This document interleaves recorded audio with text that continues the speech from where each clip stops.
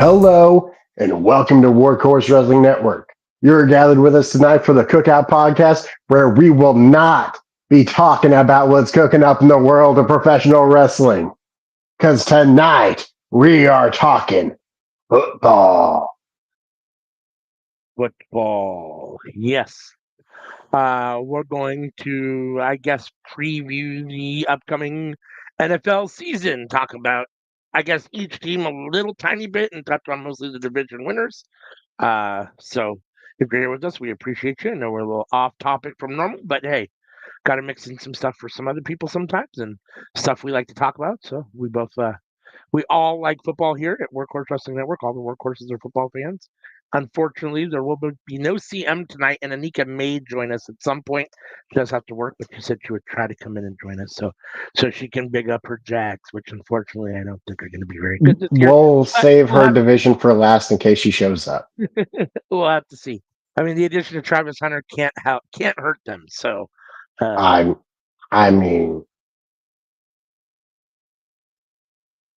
it might. They're losing a first next year. well, this is true. This is true. All right. So if you're new to Workhorse Wrestling Network and you're with us, hit that subscribe button on the YouTube channel, hit the like button on this video, hit that bell to be notified. That's the best way to make sure that you get notified every time we put something up on the YouTube channel. If you're with us on Twitch, we appreciate you over there. Give us a follow, chime in. Anybody chime in the chat, let us know who you think is going to win the division, whatever division it is we're talking about, or let us know a team you want to talk about, anything NFL related. If you want to talk anything non-NFL related, we're happy to touch on that too. But we are going to be NFL focused this evening. As you can see, I have my Cowboys jersey on. Sammy And I has, got my Mahomes jersey on. at least you have a recent player. I've got a Deion Sanders jersey. So I, part of the reason for that is that there hasn't been a whole lot to be excited for. I mean, we're wearing our team's best player. I suppose it's possible. Yeah. So let's. How do you want to do this? I'll let you take the reins, and you can kind of lead us along the way. Let us know what you want to do here. I think go north, east, west, south. Okay. And we'll kick it off with NFC. Okay. I'm sorry. Say that one more time. North, east, west, south. Yes. North, east, west, south, NFC. All right. Let's see. Yeah. So we'll do all 8 North teams, starting with the NFC. Okay. Sorry, I'm just okay. So, well, how do you want to do this? You want to do it in the way that you predicted it's going to? They're going to come out, or you just want to start touching on the teams in that division? I'll do it in the order. I can do that. Okay, At fourth place, bottom of the division, I have the NFC North. Yeah, I have the Green Bay Packers in fourth. Interesting. They have a lot of injuries to their wide receiver room. Yeah, I mean, Jordan Love is solid, right? So we'll see. He's solid, yes. Like. We'll see what that looks like. The thing is that division's so tough. It is. It's like not like I don't think any of those teams are going to win the Super Bowl, but they beat up on each other. It's a tough division on each other. Like the winner, that's a hard division to win, even though a lot of those teams are not necessarily overly successful. I mean, clearly the Packers have been the most successful in that division, long term, ongoing, right? They've been kind of whatever. So, I mean, it's hard to keep them, but at the same time, that division is always tough. I think the Bears are going to be a lot better than they were. So, I think a lot of teams or a lot of people have the Bears at the bottom, and I don't have the Bears at the bottom. So, if I'm moving the Bears up somewhere, they go up somewhere. Someone has to go down, and it's either got to be. I don't. I mean, here's the thing. Detroit is still Detroit, right? So they have all of the issues that they've always had, which is mostly just the mentality about getting to winning, right? Like being able to actually get over that hump. I'd love to see that happen. I think they still have a very solid team to do that. So I think they're still probably the best in the division to me. So then we're talking about either, I mean, if then Minnesota or Green Bay has to move down if the Bears are moving up. So the question is, where do the Bears go? I think the Bears could go as high as second place in that division. I mean, it'll be interesting to see if I Caleb could. get it together. Dunzy's a very good wide receiver. They got a great squad over there. They got a solid defense. I mean, so if they end up in second or third, I can see the Packers in fourth place. I mean, I think, I'm a big Luther Burden fan. yeah, yeah. I mean, I think the Packers are going to have 8 or 9 wins, so it could be anywhere from 8 to 10. So we'll see where that ends up leaving them in that division. But Yeah, like that's the thing is that like Packers could still have a winning season. They could still potentially make the playoffs being at the bottom of their division. That's I just mean, how tough this division is. all 4 teams could have winning records in theory. I mean, depending on Yeah. I think Minnesota's going to be a little bit down, although they've been solid. I mean, the last couple of years, so that's no reason to necessarily think that. I mean, but I don't know. And then you always feel like Detroit's going to kind of come back to earth. Unfortunately, I mean that's just kind of how it feels like, right? Like they're just snake bitten to, I don't know. But so you got So Packers third at one. place, I'm going Bears. Okay. And I mean, it new head coach. So like they're gonna have to, they're gonna be learning as they work. And I feel like they should be better at the end of the season than they will be at the beginning of the season. Yeah. Yeah. Uh, Um. but there's still question marks on Caleb Williams. Like, Yeah. is this actually the dude? Because last year it didn't really look too much like he really was.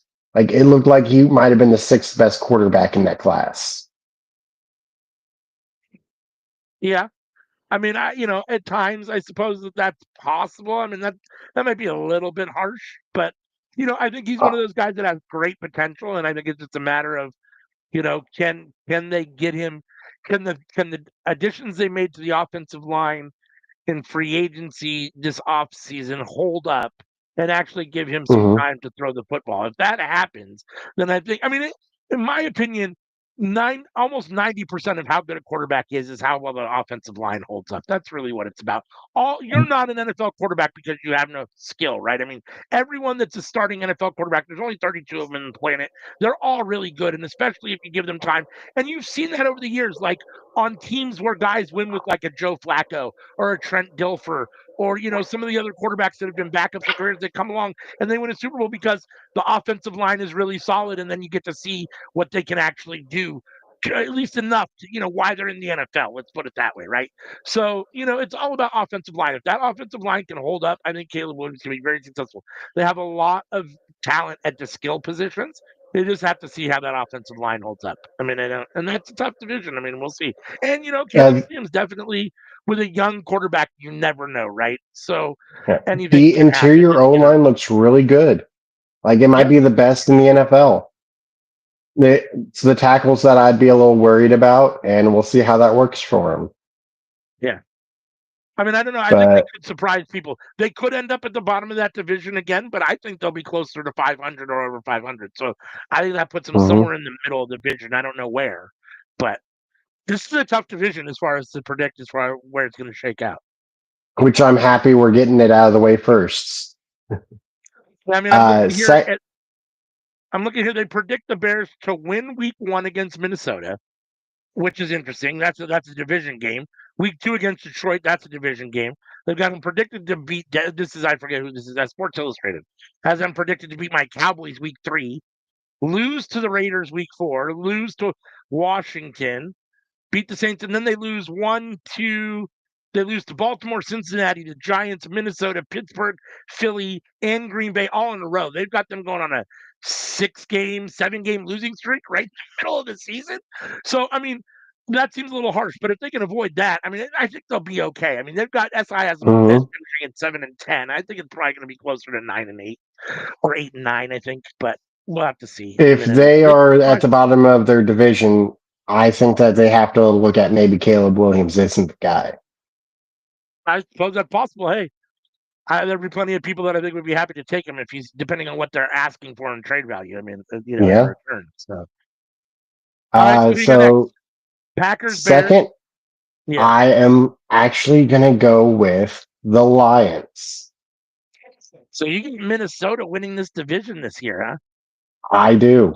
I do. Interesting. I, Interesting. I'll briefly talk about the Lions, then I'll move on to Minnesota. So Okay, with the go ahead. Lions, Yep. they lost both of their coordinators. That is Yeah. going to affect them. No And doubt. them and the Vikings were neck and neck last year. Yeah. This is true. And I mean,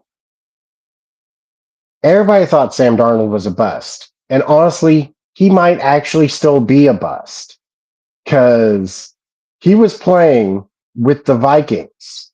Like the Vikings, like everybody talks about the Lions, but the Vikings, they have such a solid roster too. Like Yeah. they have Justin Jefferson.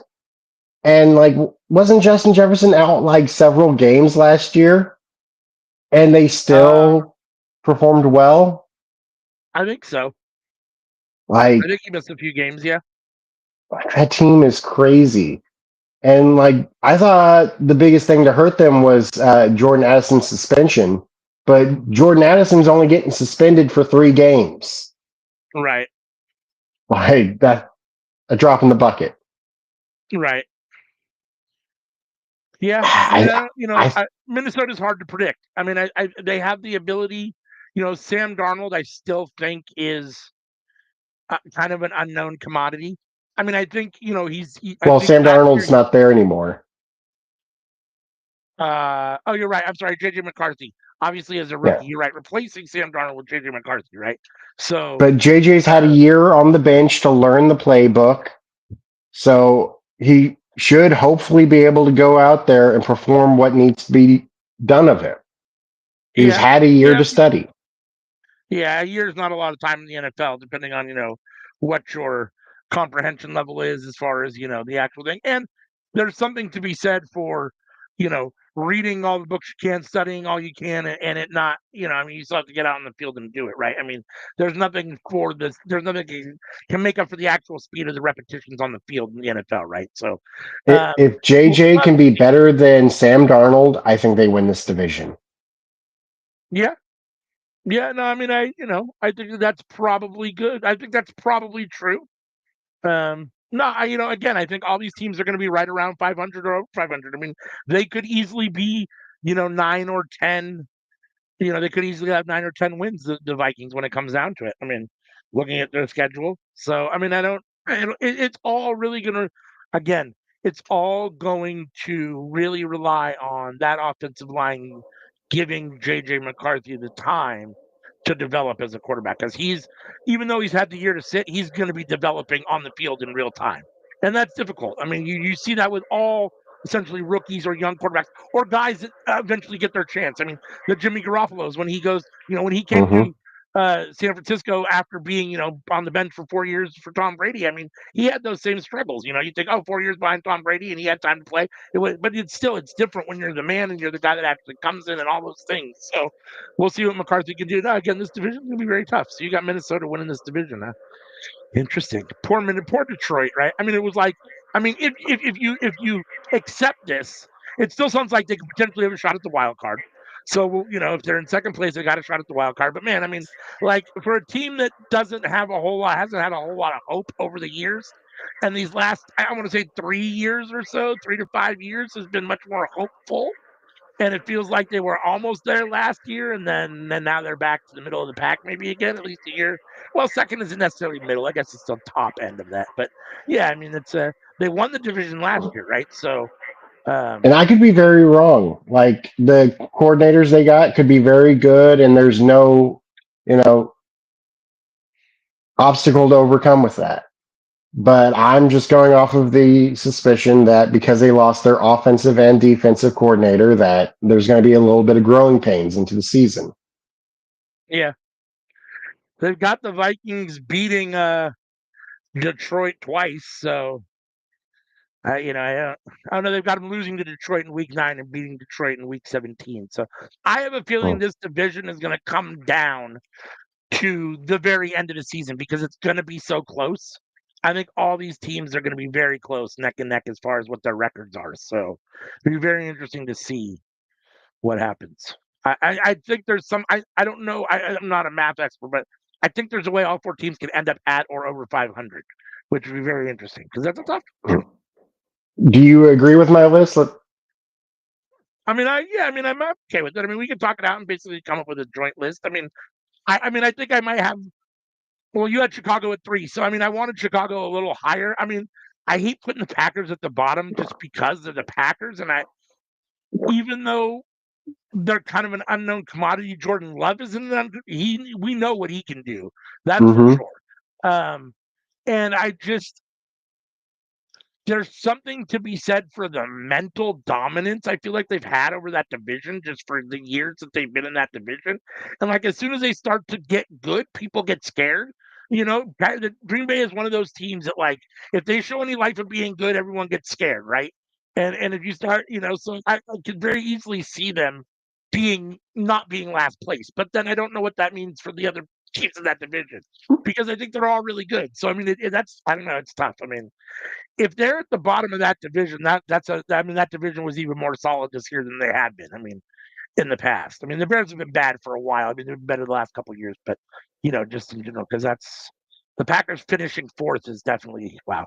But yeah, no, I mean, I mean it's a bold prediction, but teasing it out here, I mean, I do think the Bears are better than they were last year. I think the other three teams have made more improvements than the Packers have, which I think puts them. Dolores would hate this because Dolores, that's her team. So, It's my but I do niece's think, team too. I think Like that they probably made the I'm least not amount of saying the changes. Packers are bad. I'm No, just no, no, no. Yeah, no. Like I said, I think they'll be right at or over 500 too. So I mean, it's going to be interesting to see. So no, I mean, I think it's ultimately okay. I mean, I still kind of hope, mostly because I'm not really a fan of any of these teams, but I don't. I guess I like Detroit more than Minnesota. So my heart hopes that Detroit finds a way to get it together and still play well and actually come out on top. They're kind of my sentimental favorite, just because in that division, just because they're so, they've been so maligned for so long. So in that regard, I mean, I hope they come out, but no, I mean, it's either going to be Detroit or Minnesota winning that division. I feel comfortable saying that. And it could be that they could have the same record and come down to some sort of tiebreaker. So I'm definitely comfortable with that. And then, yeah, I mean, I guess Chicago's got to move up. If it's going to be Detroit or Minnesota 1 and 2, then it's got to be Chicago moves up. There's only one spot to move up. That's got to put the Packers at the bottom. So I guess I've got to have the yeah. same agreement with you at this point. So yeah. So Packers at 4, Bears at 3, and then for me, Vikings or Lions kind of interchangeable at 1 or 2. You have the Detroit Lions at 2 and the Vikings at 1.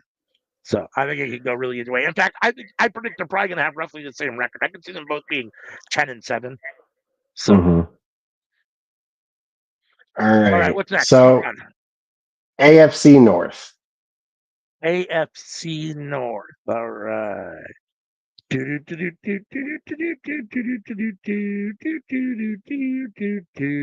an interesting division as well.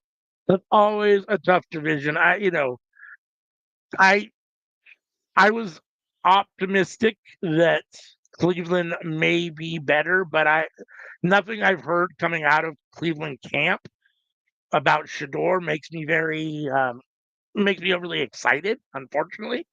I mean, I know that they've had a lot of rookie quarterbacks over the years, and that it is what it is, and they don't, But I was kind of excited for Shador and thought, okay, well, he'll come in and get that starting spot and be a bright spot. But so far, I'm not sure that it's looking like that in camp. But I guess we'll have to see what the regular season looks like. But I think, Uh, unfortunately, Cleveland's probably number 4 on that division. What do you think? What you got? so for number 4, I do have the Browns.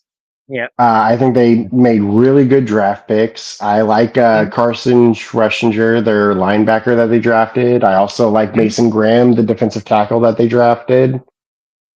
Um, Mhm. like looking at the roster, it seems like a pretty solid roster. Like the O line might be a little lacking, but the biggest issue is probably quarterback. Yeah. Like Jerry Judy's a good wide receiver. They got good cornerbacks. Like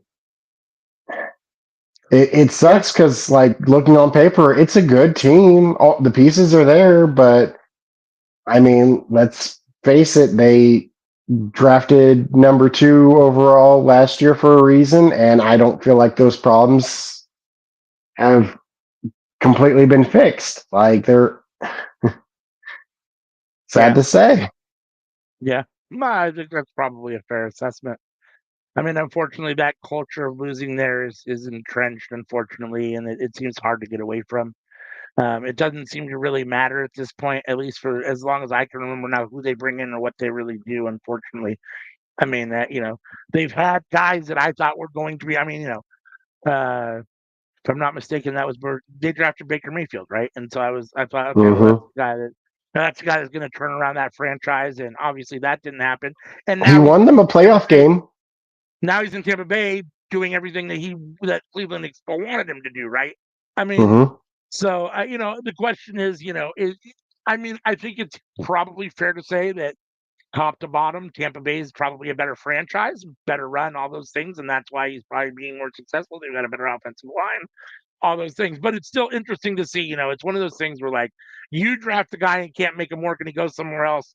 Or you're convinced he's a bust, or it doesn't work, he goes somewhere else, and he shows you all the things he can do, and you're like, well, fuck me, right? So, and I'm sure that's kind of how they're feeling at this point. I mean, to be fair, he doesn't come without his headaches, but I'm sure that's kind of how they feel at this point, right? They feel like they've had their franchise quarterback several times over the last 25, 30 years, and it's always seemed to be a bust. So, I think it and has more to unfortunately, do with the team than it does about the quarterbacks. oh yeah, no doubt, no doubt, 100%. I mean, here's the thing: when you're a bad team, the reason you're getting those good quarterbacks is because you're drafting high, right? And every time you draft high, that's because you had a bad season the year before and you're a bad team. The chances of a rookie quarterback getting drafted, going to a bad team, and not having to play right away is very slim. And then the chances of them playing good on a bad team or making a bad team really good as a rookie is very difficult. I mean, that's just not a reality for most teams. Bad I teams are mean, bad teams for unless a you're the reason. Commanders, I guess. Yeah. I mean, Jaden Daniels has had a lot of help, right? So, I mean, it's not like he's done that by himself. But yes, I mean, but that started with the Uh, change in philosophy, right? That started with Dan Quinn, right? So, I mean, you bring him in and you change hmm the whole philosophy. So, that's something that Cleveland's tried to do several times and it just hasn't worked. And they've had some decent Well, guys in there. I mean. well, the Commanders changed literally from bottom to top. Yeah, Like, no doubt. yes, it's Yeah, a new QB. Yes, it's a new head coach, but it's also a new general manager yep, and it's a new owner. yeah. Every It's part of been, that organization has changed. And yeah, like I mean, when you and that, got dudes like Dan Orlovsky saying that if they don't extend Scary Terry for however much money he's asking for, then it erases everything they did last year. And I'm just sitting over here like, last year was the only thing they ever did. Literally, none of these people have been here while Scary Terry has been dealing with the crap fest that's been going on. They just got here and they made them a playoff team, and it erases what they did. Like, that's literally all they've done. yeah. No, I mean, you could see the difference, right? I mean, when Dan Snyder was the owner, they were not very good. And as soon as he Mm-mm. leaves and they get a new owner that actually has a vested interest in, being a decent owner, knows, enough to do what he does to get out of the way or do whatever the case may be, you see a whole different, it's a whole different team. So, I mean, yeah. And unfortunately, something serious, drastic, long term has to happen with Cleveland at some point to turn that franchise around because they've Yeah. been snake bitten for a really, really, really long time. So, and unfortunately, I don't see them getting out of fourth place this year either. All right. Third place. Yes. It. This is one of the toughest decisions on who gets third, but I think I'm gonna go with the Bengals. Ooh, all right. Like, Over the Steelers, they huh? they just don't have a good defense. Like, they drafted a first round pass rusher. Yeah. And they have Trey Hendrickson, who's, Right. pass rusher. So at rushing the pass, their defense will be good. Yeah. At everything else, I have no faith in them. Meanwhile, the Steelers have one of the best defenses in the entire league, and it's just Right. about their wide receiver one, tight end, and quarterback not getting hurt. If they get hurt, then I'd put them third. But as long as they don't get hurt, I have Steelers number two. Yeah, I mean, I think this is kind of the most for me, not necessarily the hardest, but this is one of those harder ones to pick here. This where the Steelers and the Bengals are going to finish up because I think that's really what we're talking about for 2 and 3, right? Because I think Baltimore is definitely winning that division again. Hands So down, easy. so then you're talking about who comes, where Cincinnati and where Pittsburgh end up. I mean, listen, if you can get him in a situation where the offensive line keeps him upright and you can keep him engaged. Aaron Rodgers is still Aaron Rodgers. That arm is still the arm that it's been, right? I mean, his feet don't move like he does and all those kinds of things. But if you can keep him upright and give him a chance to do some things, I think Aaron Rodgers can still be a very valuable asset. The question is whether they can do that or not. The defense for Pittsburgh is always solid, right? I mean, that's where they always have shined for the most part. And they continue to shine there. I mean, TJ Watt is whatever. Um, and so, Well, I not, also, to be yeah, fair, last year he played with the Jets, who may have had the worst O line. yeah, yeah, absolutely. Yeah. Like So yeah, I think he should be fine.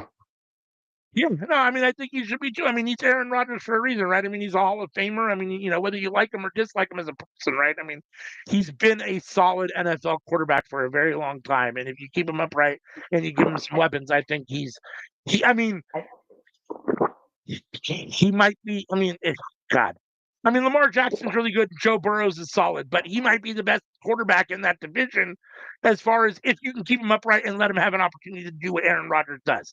So it's going to be very interesting to see what comes out of there. I got the Pittsburgh Steelers at 2, which means the Bengals have to be at 3, I think. So unfortunately for the Bengals. Again, they're probably the Browns and the Bengals. They're two of the most snake bitten teams just in NFL history, right? I mean, the Bengals are always kind of like, oh yeah, they're going to be good this year, and they've got these pieces, and then stuff happens, right? I mean, I they had a mean, decent run. They got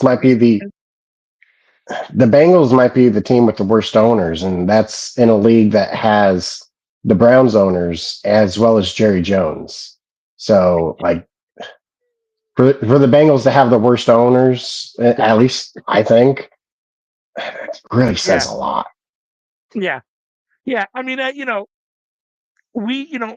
say we, the Cowboys, have endured a lot of what I would call obviously a lot of years without a championship, right? And a lot of years, you know, Cowboy haters and detractors will say choking in the playoffs, right?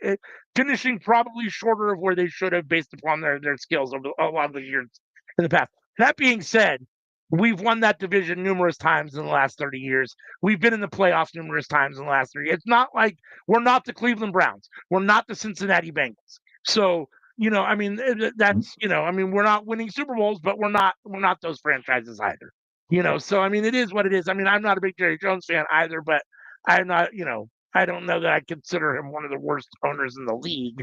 Um, and the reality is, I think Stephen Jones is taking over the bulk of that stuff now. But back to the Steelers I, and the Bengals. The Bengals probably at 3. I think that's fair. I feel bad for Joe Burrow. I feel bad for, um, God, they've got the wide receiver that's amazing. What's his name? I'm drawing a blank on they've got a star wide which receiver. team? The Bengals. I'm drawing a blank on his name. Jamar Some young Chase. guy. Yes, Jamar Chase. I mean, I feel I'd bad say for he's those the guys second because best wide receiver. I feel bad for those guys because I feel like, and don't get me wrong, there's guys like that on every team, and you can feel bad for any team that's losing and guys that are losing, but like they're superstars and they deserve better than to Mm-hmm. just be, whatever, whatever. So again, it would be nice if Cincinnati at some point could turn that around for those guys, or maybe they'll end up somewhere else doing something else for another team where they have more of an opportunity. But yeah, I got The them thing high. is that with I the think that's Bengals, if they get one turnover, they lose the game because their defense ain't getting a turnover. Mhm. Yeah, they need to do something. Well, they haven't done anything really. I mean, they've got holes in their defense, which is a big issue. So we'll see if the defense can hold up in any way, shape, or form, or stop the opposing team in any way, shape, or form. The offense is solid, but that Mm-hmm. defense is just So so we'll put them at 3. I'm okay with that. So that puts the That's the Steelers whole at thing. 2. I think that the Steelers' offense is better than the Bengals' defense. That's Yeah, really what it came down to. yeah, yeah. Yeah, and I And think the Ravens number one, defense. like not much really has to be said. They got Derrick Henry, they got Lamar Jackson. Their draft picks that they made, I thought were very good. Like they might be on paper the strongest team in the AFC. Yeah. No, I mean, I definitely think that, I mean, you can't deny Lamar Jackson's, greatness. And obviously adding Derrick Henry before last season was, amazing. You saw what that did. And having Derrick Henry again, I mean, he's might be the best run. I mean, he's debatable whether he's the best running back in football. I mean, depending on what you like and what you're looking for, he's definitely right up there. And he was the best running back in football, 3 years ago or 4 years ago. So, uh, Mm-hmm. he's obviously getting close to 30 and whatever. I think so close to 30. So you say what you say about running backs and their longevity, but man, the dude still looks like he can go. So, I mean, I Yeah, like he looks watching like he could go for another half decade. And yeah, and John Harbaugh is one of the better coaches in the NFL, right? So, I mean, I mm-hmm. have a hard time betting against John Harbaugh. So, no, I mean, I think that they're the best team in that division. And yeah, I mean, barring the Chiefs and, a couple of lucky plays, they might have been the best team in the NFL last season. So, Well, last season they had a pretty bad defense, which is weird because Ravens historically have had one of the better defenses in the NFL, if not the best. and they were still on the cusp of being, very, a few plays away from being potentially, much farther, much deeper in the playoffs and towards the Super Bowl than they got. So, I mean, But yeah, looking at the offseason that they had, the draft that they had, it looks like they plugged in those holes that were in the team. And so, like, unless they drafted busts, like, the team should be pretty scary this year. yeah, and it looks like the schedule's in their favor as well. They Mm-hmm. seem to have a pretty favorable schedule, which is nice. So for Baltimore, Which so will yeah, I go mean, into the next team we're about to talk about. all right, which where are we going next? NFC East, number NFC 4. East. Yep. I have the Mm, Giants.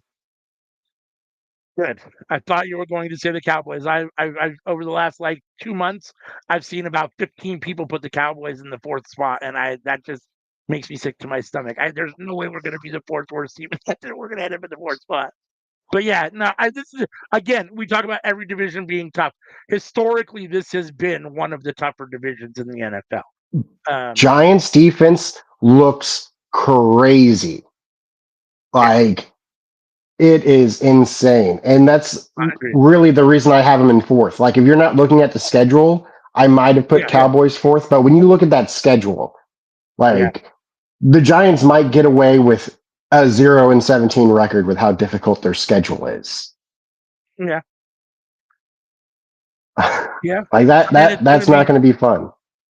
yeah, um, yeah. It's going to be interesting to see what they do at quarterback ultimately, right? So that's going to make a huge Russell Wilson, Jameis Winston, Jackson Dart. yeah, I mean, obviously, I think Russell Wilson gets the nod to start, probably, right? But Jackson Dart's they just drafted him, so he's their quarterback of the future. The question is, how long can you sit on him? How long do you let him sit if Russell Wilson's struggling? Jameis Winston is what he Oh, is. I mean, he's been a starter several times, but he's a backup. He's a perennial backup. It doesn't really move the uh, needle in any way, shape, or form. I Jameis mean, is there in case somebody gets hurt. They will start Russell, and they right? after losing quite a few games early on, they might switch to Dart just to get him some reps out there. Yeah, no, I agree. I mean, I think they're the worst team in the NFC East as well. So I've got them at Uh, 4 as well. Go ahead and say Third it. place, I Go have the Cowboys. I know. Yep. As does everybody. I mean, Uh, everybody. I mean, you can't argue with the Eagles, right? I mean, the Eagles are what they are. They're going to win that division, barring some major injury or barring someone else playing out of their mind, i.e., the Cowboys or the Commanders, right? The Eagles are probably going to win that division. So then you're talking about who's coming in the second between the Commanders and the Cowboys. Right now, the Cowboys are not the hot team. The Commanders are. I mean, the Commanders are uh, doing everything right, and the Cowboys are not. So, I mean, Cowboys are in a similar situation to the Bengals right now, where like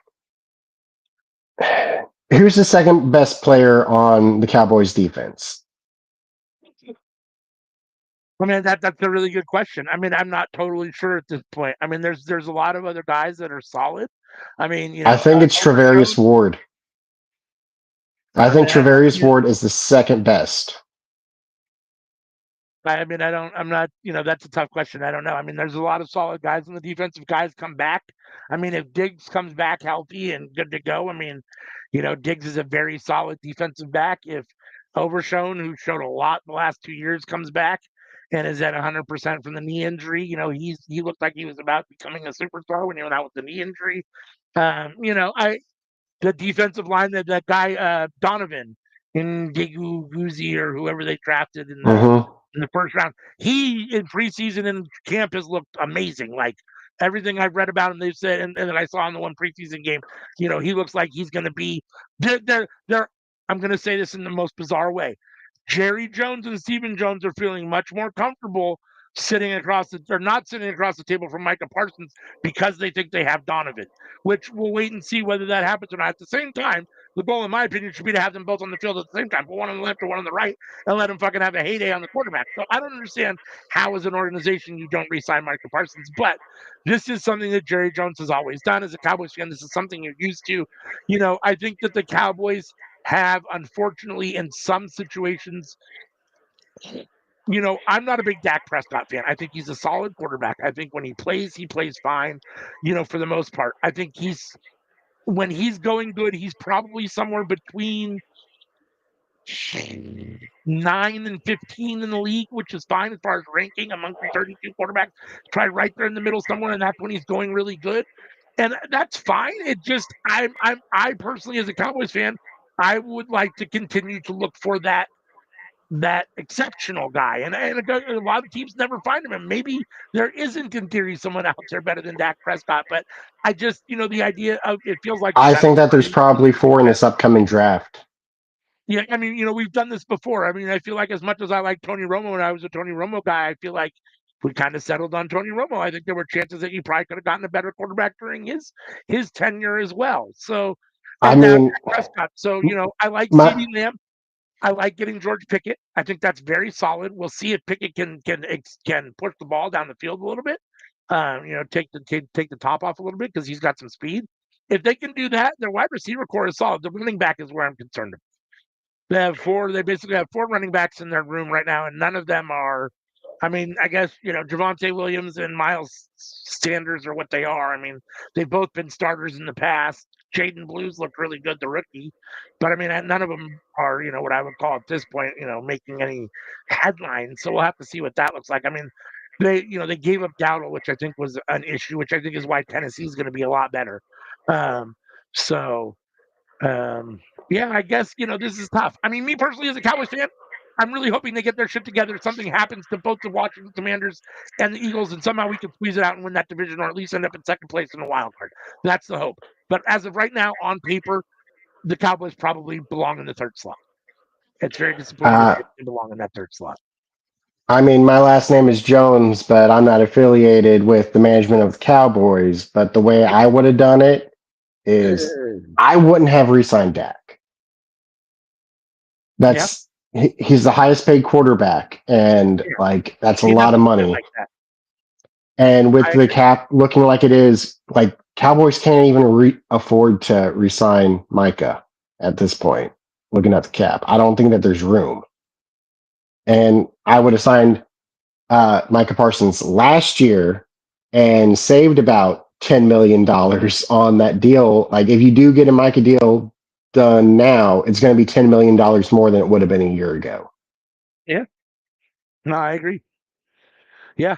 No, I agree. I mean, I don't think they played it very smart with Micah Parsons. They haven't done this, they haven't been very smart with contracts in the past. I mean, usually it works out, and a lot of these guys come to camp and it ends up working out, and we'll see what ends up happening here. I mean, if indeed you can get Micah Parsons signed and in camp and he's on the team, I mean, he's under contract for this year. So he's either going to sit out or something's going to happen, right? They're either going to sign the contract, trade him, or he's going to be sitting out all season. If he sits out all season, that doesn't benefit him or the Cowboys, right? I mean, honestly, I mean, that's a whole season not playing football. I don't imagine Micah Parsons, no matter how frustrated he is going to actually not play football. So I think when the rubber meets the road, if Jerry doesn't pay him, or trade him, he's going to be playing until he gets traded or whatever.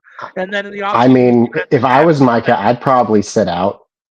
yeah, Like I he mean, has his Michael's podcast done that he that. does. He's Yeah, made quite a bit of money so far.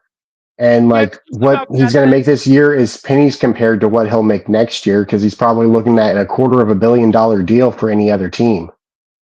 yeah, I mean, and all that might very well be true. Here's the thing though, like, especially I think the NFL seems to be the flavor of the day more than any other and major sports team and sports organization, in my opinion.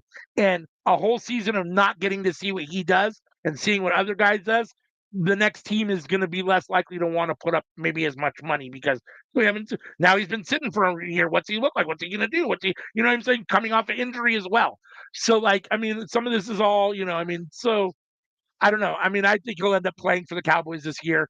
And, if Donovan can be what they think he is and you can put those two together, then, I mean, anything could potentially happen. If you can keep Dak upright and healthy, the offensive line has some questions. They got a couple rookies are going to be starting, but it's a Those solid rookies look line. good though.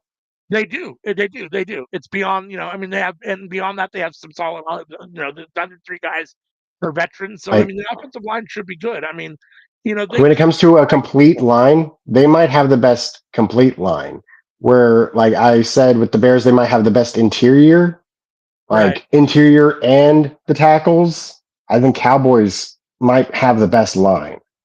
Yeah, I mean, if everyone can stay healthy and some things can go our way, we could end up, much higher. But on paper, preseason, looking at it, unfortunately, the third spot is probably where they go. Uh, in second place, I have the Commanders. Dan Quinn did a great job last year. They went from the second overall pick to being second in the conference. Like, that's a huge jump that it's hard to believe that it actually happened. Yeah, Uh, they have to yeah, work out something with Scary Terry. I understand that he wants Justin Jefferson money, and like I don't. They have the money for it, but like it's not a good deal. And like yeah, I would honestly probably just look at trading him and getting a higher draft pick this year. Like quarterbacks usually have a sophomore slump anyways. Like might as well just lean into the slump. yeah. I mean, I don't, that's a tough question, right? I mean, who to pay and who not to pay and when to pay him and all those things. I mean, these guys are, especially at the wide receiver position. It's been known for being kind of diva-esque, and a lot of these guys have these kind of demanding a lot, right? And I'm not saying that Terry is anything like that, but he definitely wants to get paid and he deserves to get paid, right? So the question is He how much. does. It's just how much does he deserve to get paid? The question is how much, and the thing is that here's the thing, right? If you're the Commanders and you are Jaden Daniels is your franchise quarterback, which you're convinced. You've turned your team around. You're essentially kind of all in. I don't think you give up your star wide receiver. I'm not sure who else is out there that you can bring in that's going to be better at that position. Now, that doesn't necessarily mean you should get paid the dollars that Justin Jefferson's getting paid, but I'm talking about their ability to go get somebody. They can't just go get anybody they want just because they're whatever, right? So, who can you actually go get that's better than Terry? And I'm not sure there's anybody out there that's available. I mean, I guess you could trade Terry for another wide receiver, but 1-to-1, I mean, that's even then. I mean, there's only a couple guys that are a lot better than him, and the team is Well, not I going to wouldn't be. try to trade somebody for somebody who's That's what I'm saying. better. I'd That's what I'm saying. try But to you're not trade for trading. somebody who's comparable but younger. Right. Yeah. I mean, Terry's not that old. I mean, you He's know, gonna when if he signs this new deal, it'll start when he's 31. yeah. I mean, a lot of people call 28 to 32 your prime, right? Depending on what you're doing. I mean, Yeah, so or this will your be a athletic deal for prime a in life. 31-year-old. Your athletic prime in life, not necessarily your prime in football, because a lot of careers are a lot shorter than that, but your prime in life as far as at physical ability. So, I mean, I don't know. I mean, I like Terry. I think that you can't. I don't think you can over or underestimate the chemistry that Jaden and Terry have created. So I think that's a big deal. I mean, if I'm them, I try to keep Terry. I don't know. If a team offered me 2 seconds for Terry, I think I might have to take Ooh, it. wow, 2 seconds. Yeah, I mean, I think you got to get at least a first. I mean, in my opinion, I think you got to get at least a first. Now for Micah, I would want two firsts, but for Terry, I think Oh, I'd it's take two pitiful. seconds. Yeah, I think 2 seconds is not enough. I think I need at least a first and a second for Terry. I mean, he's in the top. I mean, he's got to be in the top 5 to 7 receivers in the league. I mean, he's in that spot somewhere right there, right? I mean, he's got to be at He could be about minimum number top 10. 7, yeah. Minimum top 10. So he's in the top 10. So, and Yes, there's a top lot of wide 10. receivers there's a lot of wide receivers in the league. So Yeah. that's small, I, So I'd I mean, have in him that like 7 regard, or 8. making an upgrade. I mean, two.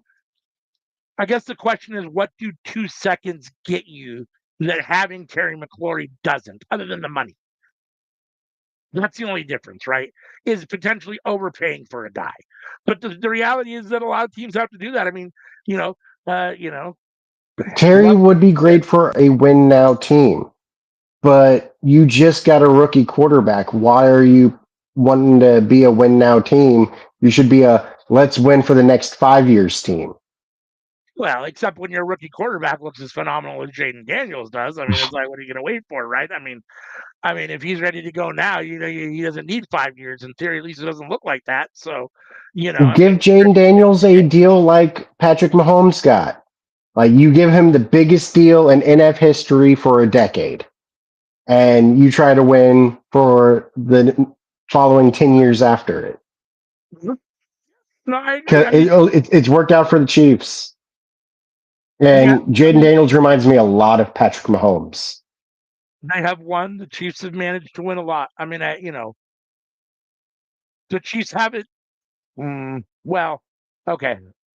I I was, feel like Scary I was Terry's putting the cart before the horse. I was going to say the Chiefs haven't had as good a wide receiver during Patrick Mahomes' time as Scary Terry, but they did have Tyreek Hill. They've had a couple other guys, but I mean, the question is Tyreek Hill is as good as. I mean, I don't know. I mean, some people think They Tyreek won Hill one is Super Bowl with Tyreek. They won 2 without him. right. Yeah. I mean, I don't. So I mean, I don't know. I mean, the reality is that and they always complain about Tom Brady having no one to throw to, and the couple times that he did have someone to throw to, I think they played worse than when he didn't, right? Have anyone to throw to. So there's something to be said for letting the quarterback have decent players around him that are his kind of guys or whatever, and then letting them do what they do, right? And maybe you don't have to have the scary carries, but I don't know. It feels like that's a big loss for the Commanders. I want to say Redskins for the Commanders in the heart of what feels like their big open window to win, to get rid of their number one wide receiver, especially for 2 seconds. Because I don't know. That's a If good I guys if with I tough was the stuff. Commanders, I'd be calling up the Cowboys yesterday and being like, "Hey, Scary Terry and Brian Robinson Jr. for Micah. What do you say?" Oh man. I don't know. I mean, I guess if the idea that you get Micah Parsons back, I suppose it makes it worth maybe trading those guys in division. But I hate in division trades like that because the last thing I want to do is make the other team better. So I mean, if Micah Parsons goes anywhere, it can't be the Eagles, the Giants, or the Reds or the Commanders, right? If So the Cowboys get Brian Robinson Jr. and Scary Terry, I think it makes them the number one offense in the NFL. yeah, I mean that's definitely.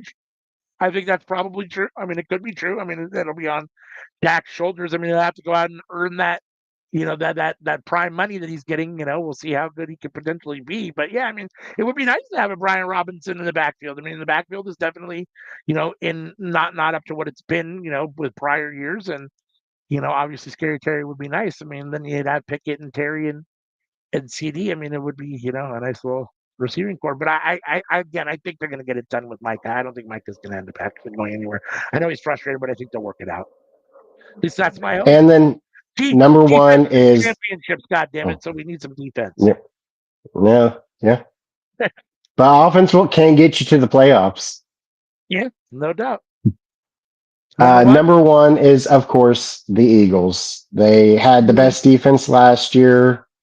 Their defense is still going to be good this year. Maybe a little step down, but like a step down for the Eagles is still probably NFC championships for them.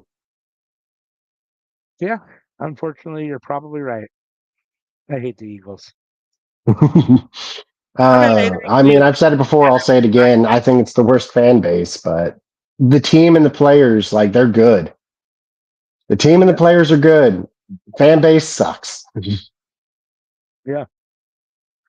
Agreed, agreed, agreed. I mean, they've been solid now for the last couple of years, and there's no reason to think, I guess maybe they've fallen off a little bit, but and the Commanders have stepped up a tiny bit, but I still think they're unfortunately the best team in that division. Mhm. All right. And we got the AFC East. AFC East.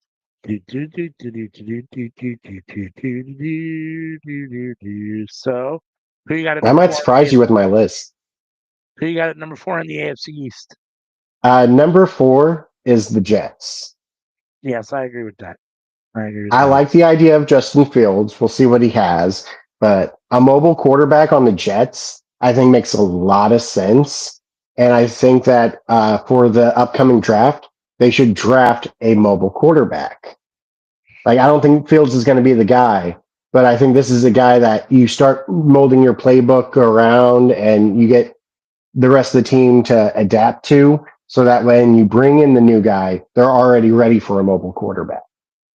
Uh, Armand Membu, the right tackle that they drafted, like, they Yep. needed O line help. They had maybe the worst O line, and putting people on the O line, hi, fantastic decision. Where they're probably the best is their wide receiver and cornerback rooms. Like, they have good receivers and they have good corners. So, like, you just have to work with that. And I think they have the pieces in place that in a year or two, this could be a very threatening team. Yeah. Yeah. No, I mean, I definitely don't, I don't have an issue with um any of what you just said. I mean, It's um just they're not a threatening team right now. right. Yeah, no, I think to a certain extent that's true. Um I, I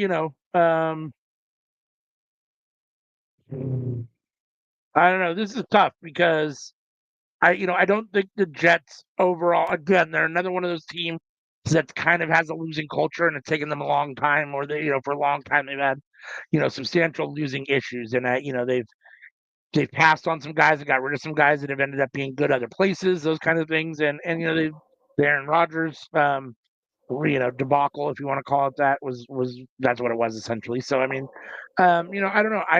The only reason that I have them at the bottom of this division is because I think the other two teams are better. I mean, that's the only reason that anyone's at the bottom of any division. But I'm just saying, I don't think they're a terrible team. I just think they're in a division where all the teams above them are better. I mean, I think they're a solid mid to bottom NFL team. They're probably going to be anywhere, 1 to 2 games under 800, or under 500. They could get as high as 500, maybe. But and which is not terrible. I mean, there's going to be some teams in the division that might, or some teams in the NFL that might win their division. A game or two above 500. So I mean, if you can even hover anywhere a game or two above or below 500, you might be in a case situation. So the Jets' record should be somewhat okay. I mean, I don't expect it's not going to be 0-16, 0-17. They're not a bad team like that. They're just not. They're just the worst team in that division. Mhm. Some people think In Miami's the worst team in third, that division, but I don't argue with. I don't agree with that. You got in Miami in third, third. I have Miami third. Yeah, I know. A lot of people got New England now because of Mike Vrabel and some stuff that they've done in the offseason coming into that the Patriots are going to be substantially better. We'll have to see how that plays I out. I mean, think that Miami has a higher floor than the yeah. Patriots, but Mhm. Patriots have a higher ceiling. Like, it's more unpredictable of what Patriots could do. But I think with Miami, we pretty well know what we're going to get, and it's not going to be bad, but it's not going to be good. Yeah, I mean, with what they have, as far as some people at the skill positions, Tua, if he can stay healthy, stay out of concussion protocol and, remain healthy, he's a solid quarterback. I think he's probably, somewhere in the top 10 to 15 quarterbacks in the league when he's playing right and the offensive line is clicking and keeping him upright. Tyreek Hill is obviously what he is. He's one of the best wide receivers in the NFL. He's unhappy at the moment and he wanted to be traded in the offseason and that didn't happen. So we'll see what his Well, attitude yeah, is.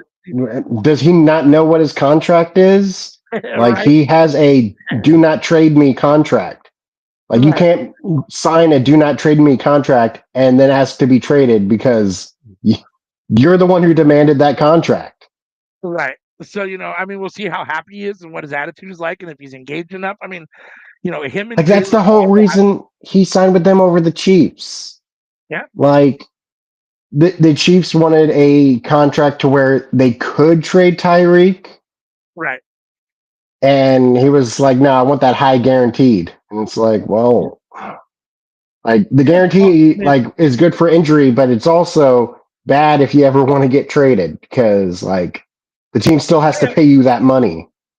yeah, and the Dolphins aren't a badly run franchise, but that's the difference between what I would call elite teams and teams that haven't that aren't regularly on that winning level, which is that they don't make those decisions, right? Like the Chiefs say, "Yeah, you're good, but I'm not doing that," right? The Dolphins, because they think they're one player away, come along and say, "Oh, we'll do that," and it's not necessarily the right thing to do. And the next thing you know, he's on a team where they're not winning and he's unhappy. So, and an unhappy Tyreek Hill can be a big issue. So, we'll have to see what he ends up being like. So, but him and Waddle have the ability to be one of the better, 1 and 2 in the league. I mean, when they're going right and two is upright, I mean, they're both exceptional wide receivers. I think Jalen Waddle's maybe underperformed a little bit, but I don't think that's his fault. I think that's more Mike McDaniel's fault. And honestly, as much as I like Mike McDaniel's, I think he's part of the issues there in Miami. I think he's Mhm. gotten um, a reputation for being fairly soft on the guys and for being kind of more buddyish than a coach and like a leader.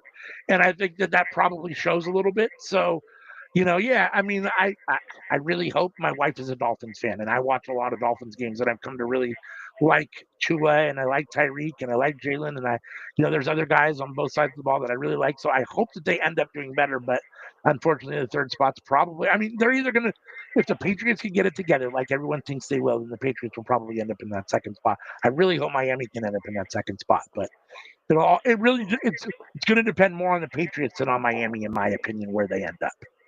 Because if the I Patriots will can say get it that together, Miami got a good defensive tackle. Like I yeah, really like him. I wish he was on my team. Uh, but their O line leaves a lot to be desired. And with a guy like Tua, where like one bad hit could end his career, like I would want that O line to be a bit better than what it is. they haven't done enough to beef up that offensive line to protect Tua. So, and they got rid of Johnny Smith, unfortunately, which was a huge offensive weapon for them last year. So, I mean, Oh, oh, they have some shining spots, but we'll see. and that's another problem when it comes to Tyreek and Waddle is that they are fast, Yeah, but you have to be able to hold on to the ball long enough for them to run downfield without getting hit. exactly.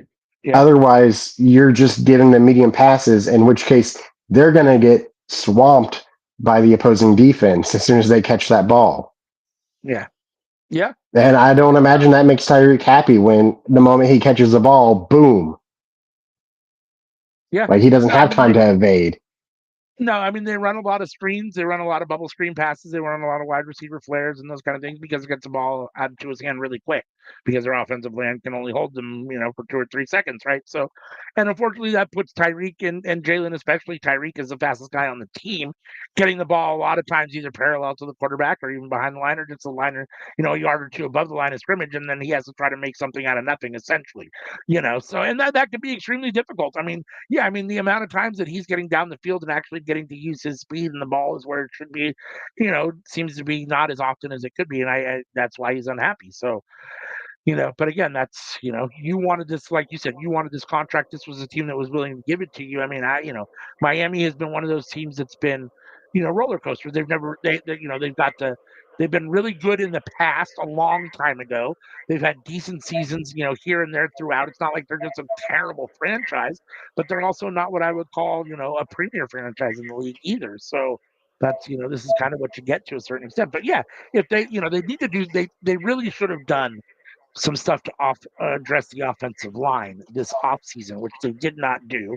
And I don't know, again, that could be from above Mike McDaniels, but seems to further be maybe an issue that Mike McDaniels had, which is either he doesn't see the issue or doesn't think they need to make an upgrade, or maybe he just doesn't have any say in it, or maybe I don't know what the case may be, but he should have seen it. They should have made some upgrades on the offensive line to keep Tua upright. So I mean, on paper, I still like Miami over New England, but I think all the signs show that New England's probably playing a little bit better so far in the preseason, and that they're, like you said, their ceiling is higher.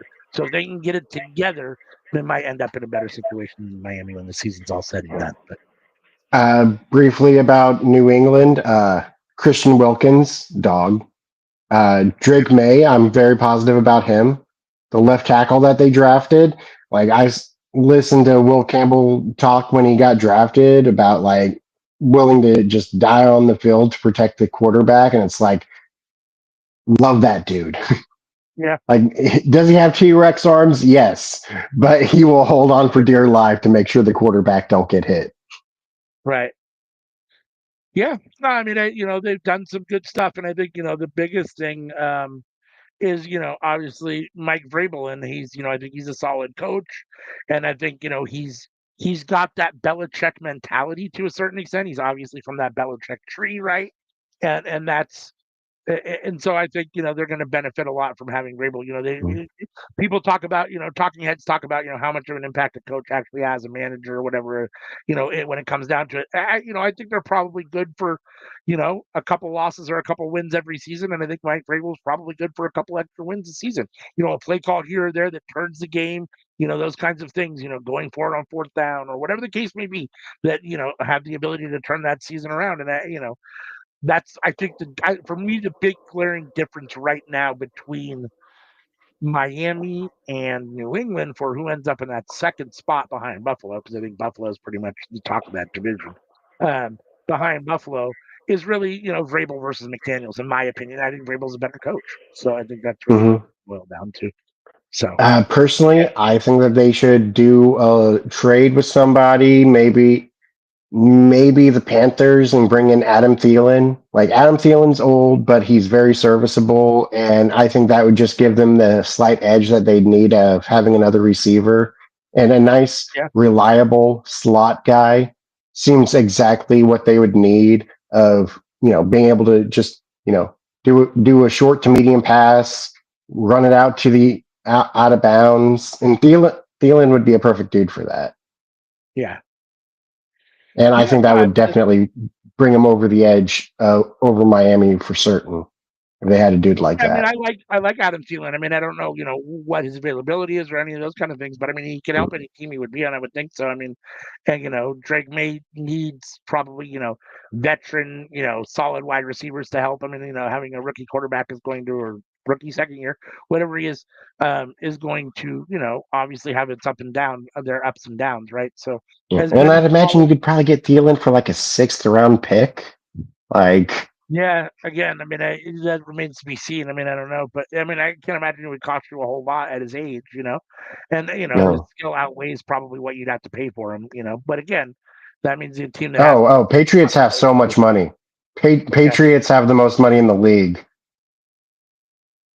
yeah. I mean, with a guy like with a young quarterback, it does do well to have veteran, people at those skill positions to help him. Obviously, less pressure on him if he's got someone like that, a Thielen that's can be an outlet for him. But we'll end up seeing what happens. But yeah, no, I mean those could go either way. And again, all of these are say this with the and all of these teams are an injury away from being in a much different position, right? I mean, That's if we true. lose, yeah, we're about to say that Buffalo is going to win that division probably pretty easy. If Josh Allen goes down, everything's up in the air. Those kinds of things. I mean, you never know, right? So, but yeah, no, But I mean, right if now it is not Josh Allen, if anybody else goes down, I think they're fine. that's probably fairly true. Yeah. All right, you want to talk Buffalo? I mean, what's there really to say? Josh Allen is great. Like, if I had to have a QB besides Mahomes, I'd pick Allen. Allen's good. Like, Yeah, I mean, I don't have any problem with Josh Allen. I mean, for what he is, which is essentially, a pocket passer. He can move. He definitely is not, Yeah, I wouldn't call him a pocket passer. Like I granted he's not as mobile as Lamar, but I think he's might be a little bit more mobile than Mahomes is. Like the yeah, thing is that like Allen will run the ball. Mahomes will usually just run outside the pocket and then pass it. Allen right. will take that ball and try and take it to the goal line. Yeah. Yeah. I mean, I think that the big difference for me between those two is that I think that Patrick Mahomes uses his feet to improvise his passing game to make his passing game more successful. Where I think Josh Allen's best passing game is when he takes a 5 to 7 step drop and stays in the pocket and the pocket stays around him. He has the ability to get out and run, and he might be a better runner and more athletic in the open field, maybe, than Patrick Mahomes. But I think Josh runs when he has to, as opposed to when he I think he still prefers to be in the pocket. Like that's where his you know what I mean? Whereas Patrick likes to Yeah, be out of the pocket. He prefers to run out and experiment and get out and be on the edges and do his thing where he can actually, do what he does. So I don't think you I don't yeah. think Where Lamar is a you don't scrambler, uh, Mahomes is a improviser, right. and Josh Allen isn't really either of those two. Right. I mean, Josh Allen, no one can do what Patrick Mahomes does, but Josh Allen couldn't do what Patrick Mahomes does. He's not that style of quarterback, right? And I don't know that Patrick Mahomes necessarily has the pocket presence to do what Josh Allen does sometimes in the pocket. We don't get to see a lot of we don't get to see a lot of Holmes's arm. It feels like downfield. And I'm Wow. still not Yeah, totally we sure. haven't in the last 2 years. No.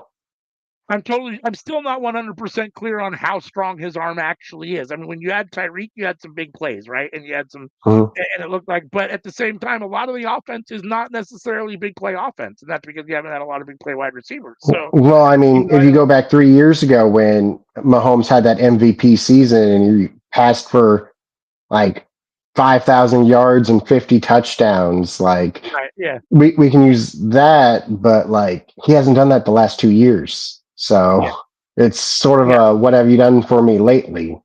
Like no doubt, no doubt. you win games, yes, you win games, but like let's see what that arm can do.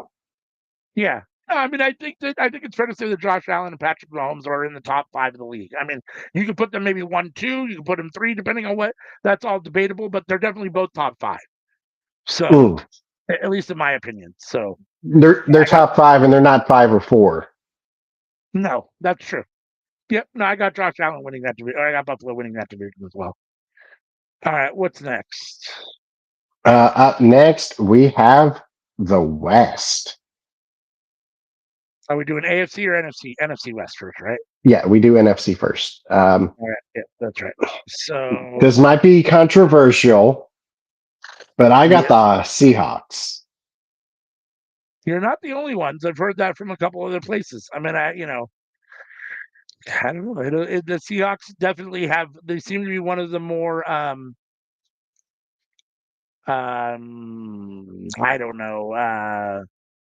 They seem to be one of those teams that people are looking at right now with a lot of potential, and they think that the ceiling could be high, and that it's really going to dictate how they play. Obviously, all these teams are going to dictate how they play, but Seattle, it is what it is, right? They've come off the Geno Smith, whatever, right? He's gone, so they're moving on from that. They've got a new coach, right? Um, in Clint Kubiak.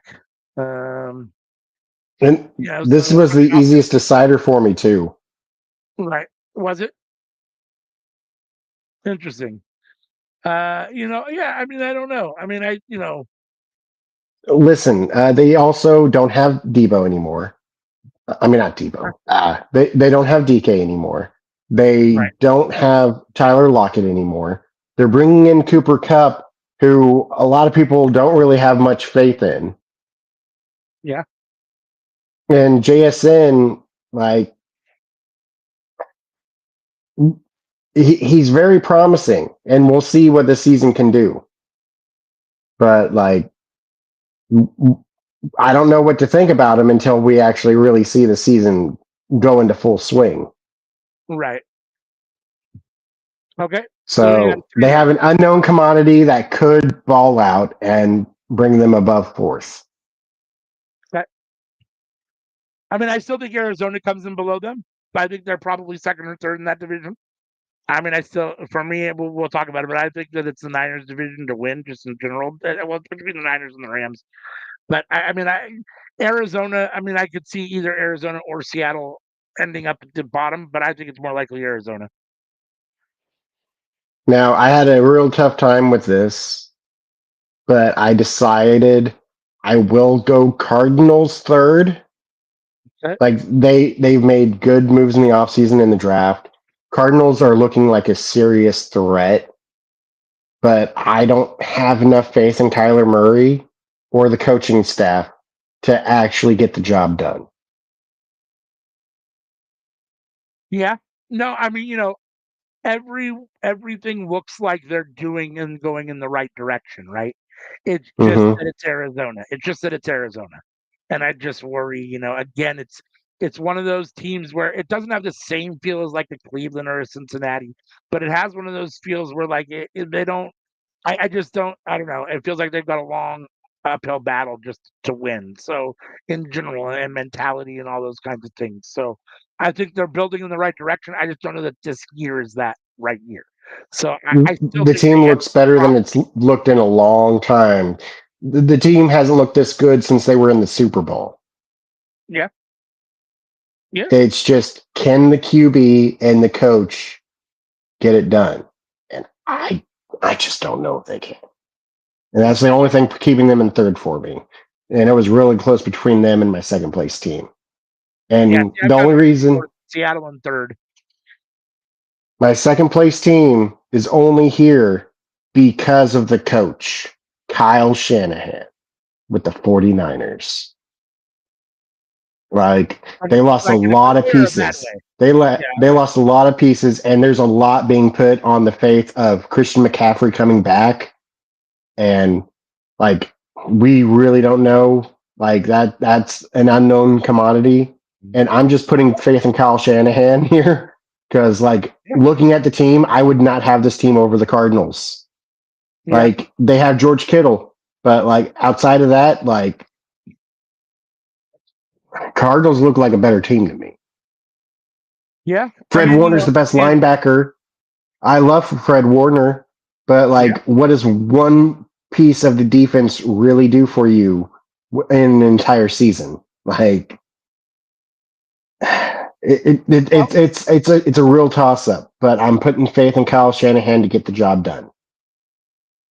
yeah. I mean, I still have the Niners at the top of that division because I do think Christian McCaffrey comes back. And I do think that, I think the Rams just have a few more problems, just in general, but it's going to be close. That's going to be a very tight division at the very top there between the Rams and the Niners. I'm not sure who's going to come out on top. They're definitely going to suffer from the loss of Debo Samuel. George Kittle is George Kittle enough? Probably not. I'm pretty sure they still have Brandon Ayuk. I don't think they lost him in the offseason, right? So, Well, um, I think he's injured. okay. Well, they got Ricky Pearsall, who's looked good so far this preseason. And he's, going to be probably the number two, depending on number one, depending on what's going on with Ayuk. And the reality is that this really, really rests on Brock Purdy, right? I still think even though he's a couple years in, I still think he's somewhat of an unknown commodity. I think And he's about as good as Dak. I mean, I think if he can continue to play the way he's played, I think that team will be fine.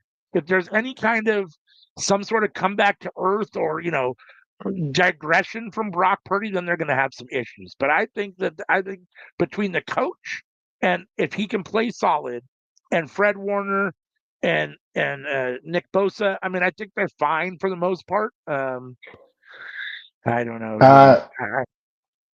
I mean, Nick Bosa didn't he leave?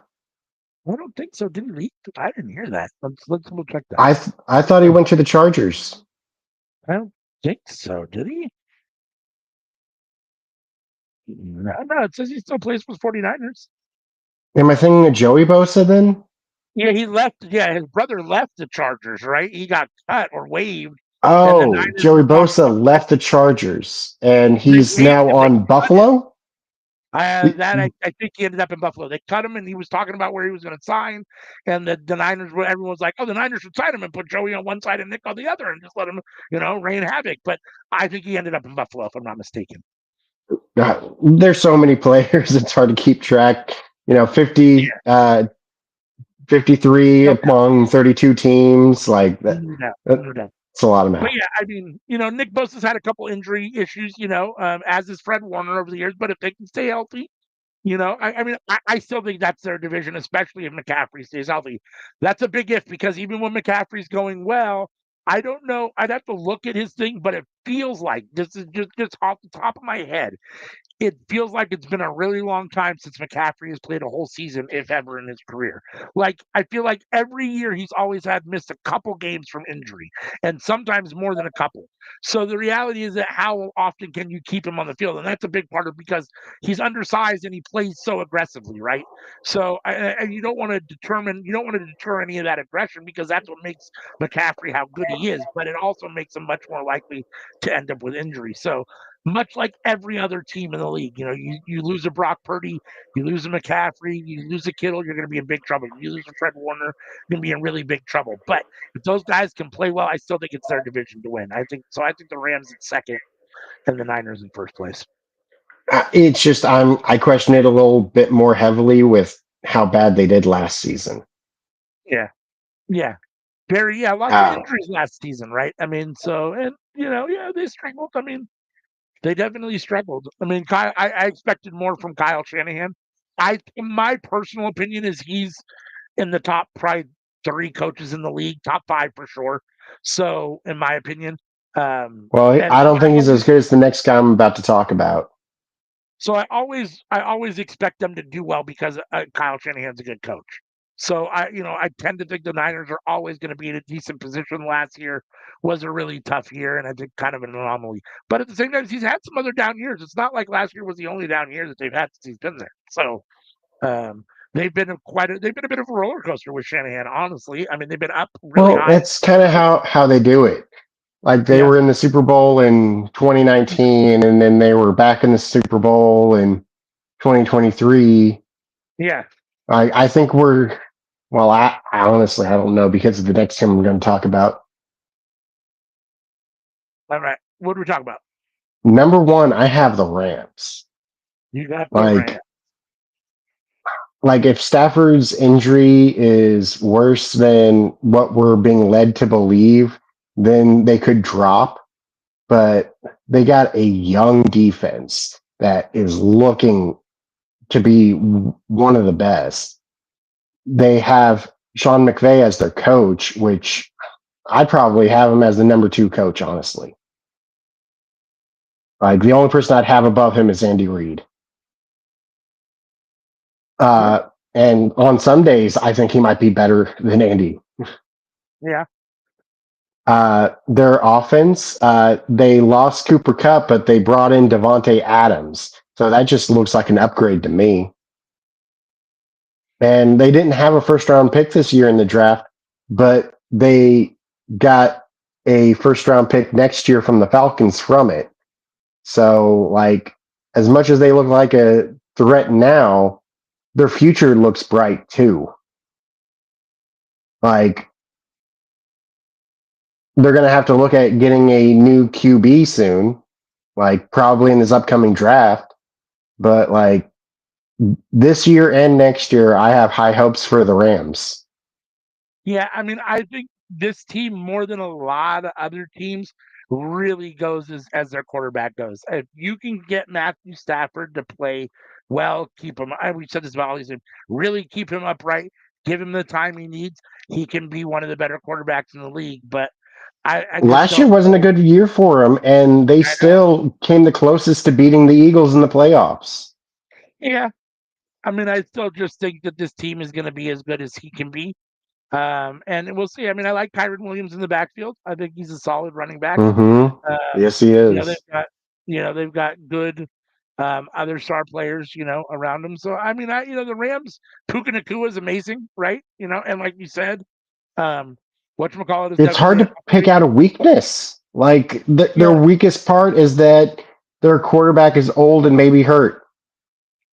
yeah. I mean, he's already got back problems going into the season, right? They're talking about his back going into Yeah. the season, which is never great to begin with. And you're Mm-mm. already old. I mean, I do think that when they swapped Stafford for Goff, I do think the Rams got the better deal. I think Stafford's a better quarterback than Jared Goff. So that Oh yeah. swap, I do like that swap. At the same time, I feel like Detroit. I feel like even though Goff hasn't been maybe the motivator, I feel like Detroit's motivation or momentum picked up more than the Rams did after that trade, which is interesting. But Stafford, Well, Detroit got like 3 draft picks from that, they which did, they used to they did, get elite caliber people. they did It's just now absolutely. they're having to pay all those people, and like Detroit's probably going to be falling off a cliff in a couple of years because of their cap. Yeah. No, I mean, again, much like with Kyle Shanahan, much like with Andy Reid, much like with, the Sean Payton's of the league, um, I'm always confident that when you've got a very solid coach, you're going to be well coached. The Rams will be well coached. The play calling will always be solid with Sean McVay, all those things. So, I mean, they're going to be one or two. It's either the Rams or the Niners wins this division. I just have the Niners squeaking it out a little bit, but it very well could go the other way.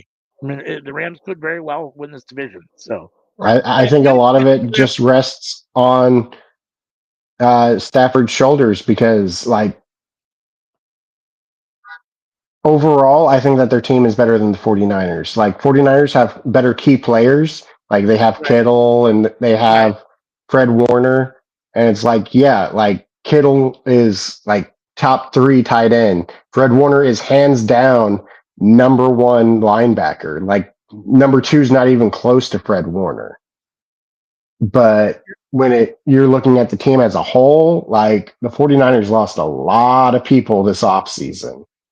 yeah, And yeah. No, I mean it's definitely going to be very interesting. I think both of these teams are going to be in the playoffs. I don't know how that works out, but I think both these teams will be in the playoffs. The Rams and the Niners somehow will be in the playoffs. I mean, the North might have something to say about that. Yeah, yeah. No, absolutely. And the reality is that depending on how, you know, the East plays too. I mean, the Eagles, the Commanders, one of those teams is going to win the division. The other is going to be well over 500 and a wild card team. And if the Cowboys play well, you could potentially have 3 teams well over 500 there. I mean, 2 teams competing for wild cards there too. So I mean, no, I mean the NFC, both divisions are going to be tough. The NFC and the AFC as far as the wild card goes. But I do think you could get both teams. You could potentially get both the Rams and the Niners in the playoffs out of that division. All right, Now now we got the AFC. AFC. Uh, AFC West. Do, well, I do, mean, do. this is the division with my team in it, so I feel strongly Right. about these picks. Go ahead. Let us have it. Fourth Who's in place, fourth? a much improved team. I will say, much improved team compared to how they looked last year, but it is the Raiders. Yeah. No, I think that's Like, probably true. I think they're like 2 years away from being a playoff team. Yeah. Like, they have the pieces there. They definitely look a lot better, but like, if they had a better O line, like I could see them doing a lot better than how I think they're going to do. But I think that O line's really going to drag them down. Yeah. I mean, if the O line can hold up at all and give Genty any kind of room to run, I think that's gonna help them a lot. That's gonna be a big deal. They were really Hmm. poor last year and almost beat your team twice. They took your team to the limit twice last year with a poor roster. So, and their roster is going to be much better this year. So, Well, they're the biggest Chiefs are going to wild be a card. lot better this year too because all those people who were injured last year are back. Yeah, yeah, no doubt. For me, I think that the Raiders are the biggest unknown potential wild card in the whole NFL this year because I think they've done some things where they could be really, really good, or it could end up really, really bad still, like it has been. And I think their high and low is much more than I feel like other teams are. So they've done a lot of good things to look like they're definitely getting better. And at the same time, I still don't see them being over 500, which probably puts them at the bottom of this division. But again, if some things click, I mean, they could end up being, over 500 in a much better situation. And in a couple of years, they could be really good. So, Brock Bowers has been in the NFL for 1 year, and he might already be the best tight end in football. right. Yeah. And we'll see what Ashton Jeanty can do. He's looked good in the preseason. I mean, I've seen him run a little bit in the preseason. He's looked solid. So if that offensive line can hold up and, give him some space to run the football, I mean, they could end up being much better. I mean, they're going to be But better. They could end up on the being better plus in the side, division than we have them. they have Geno this year, Yes. which Geno played with the Seahawks last year, and the Hmm. Seahawks might have had a worse O line than the Raiders have right now. Yeah. No, I agree with that. I mean, I was very skeptical when the Seahawks went to Geno Smith because I feel like it's not. I mean, sometimes it's just opportunity. Sometimes it's opportunity in the right situation. All those things, right coach, right offensive line, right team, right time in life, all those things. But in my personal opinion, when you have been essentially a backup quarterback the bulk of your NFL career, the idea that you're going to go somewhere and then be a starter and a premier starter is probably not a reality. There's a reason that you've been a backup quarterback the bulk of your career. And yes, he looked really good in Seattle. I hope that. I mean, I'm not a big Raiders fan, so it is what it is. I hope for him that remains the same in for the Raiders. I just don't know. I think he's been a backup the bulk of his career for a reason, and I just don't. I worry about putting.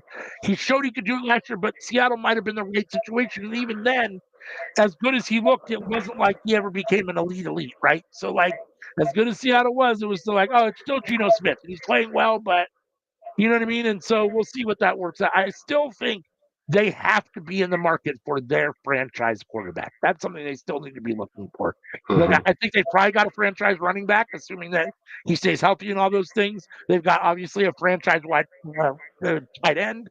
You know what I mean? And some other spots. So Max Crosby on the defense. I mean, what can be said about Max Crosby that hasn't been said? I mean, the man's a beast, right? So he's got to be top three, defensive ends in football. So they're in that regard they should be okay. It's really gonna rest on Geno Smith to a certain extent and how the offensive line can keep him upright, as we said about every team, but how he can continue to perform, whether he has still some of that Seattle magic left or whether he reverts back to kind of the Geno Smith that we've seen for the bulk of his career.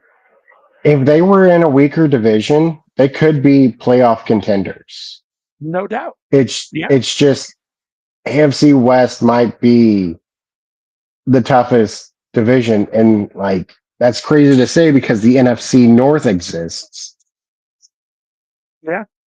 Yeah, I mean, the reality is that looking at all of these and there's there's not an easy win on the board, right? I mean, that's why they play the games. That's why the league is the way it is. They want parity. They want as many teams, around 500 as you can, so it's as competitive as it can be.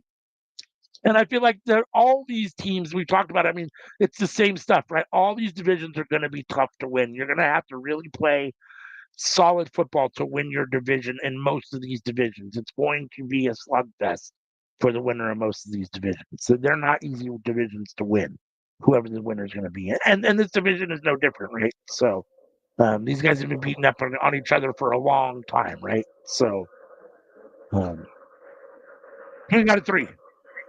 Chargers.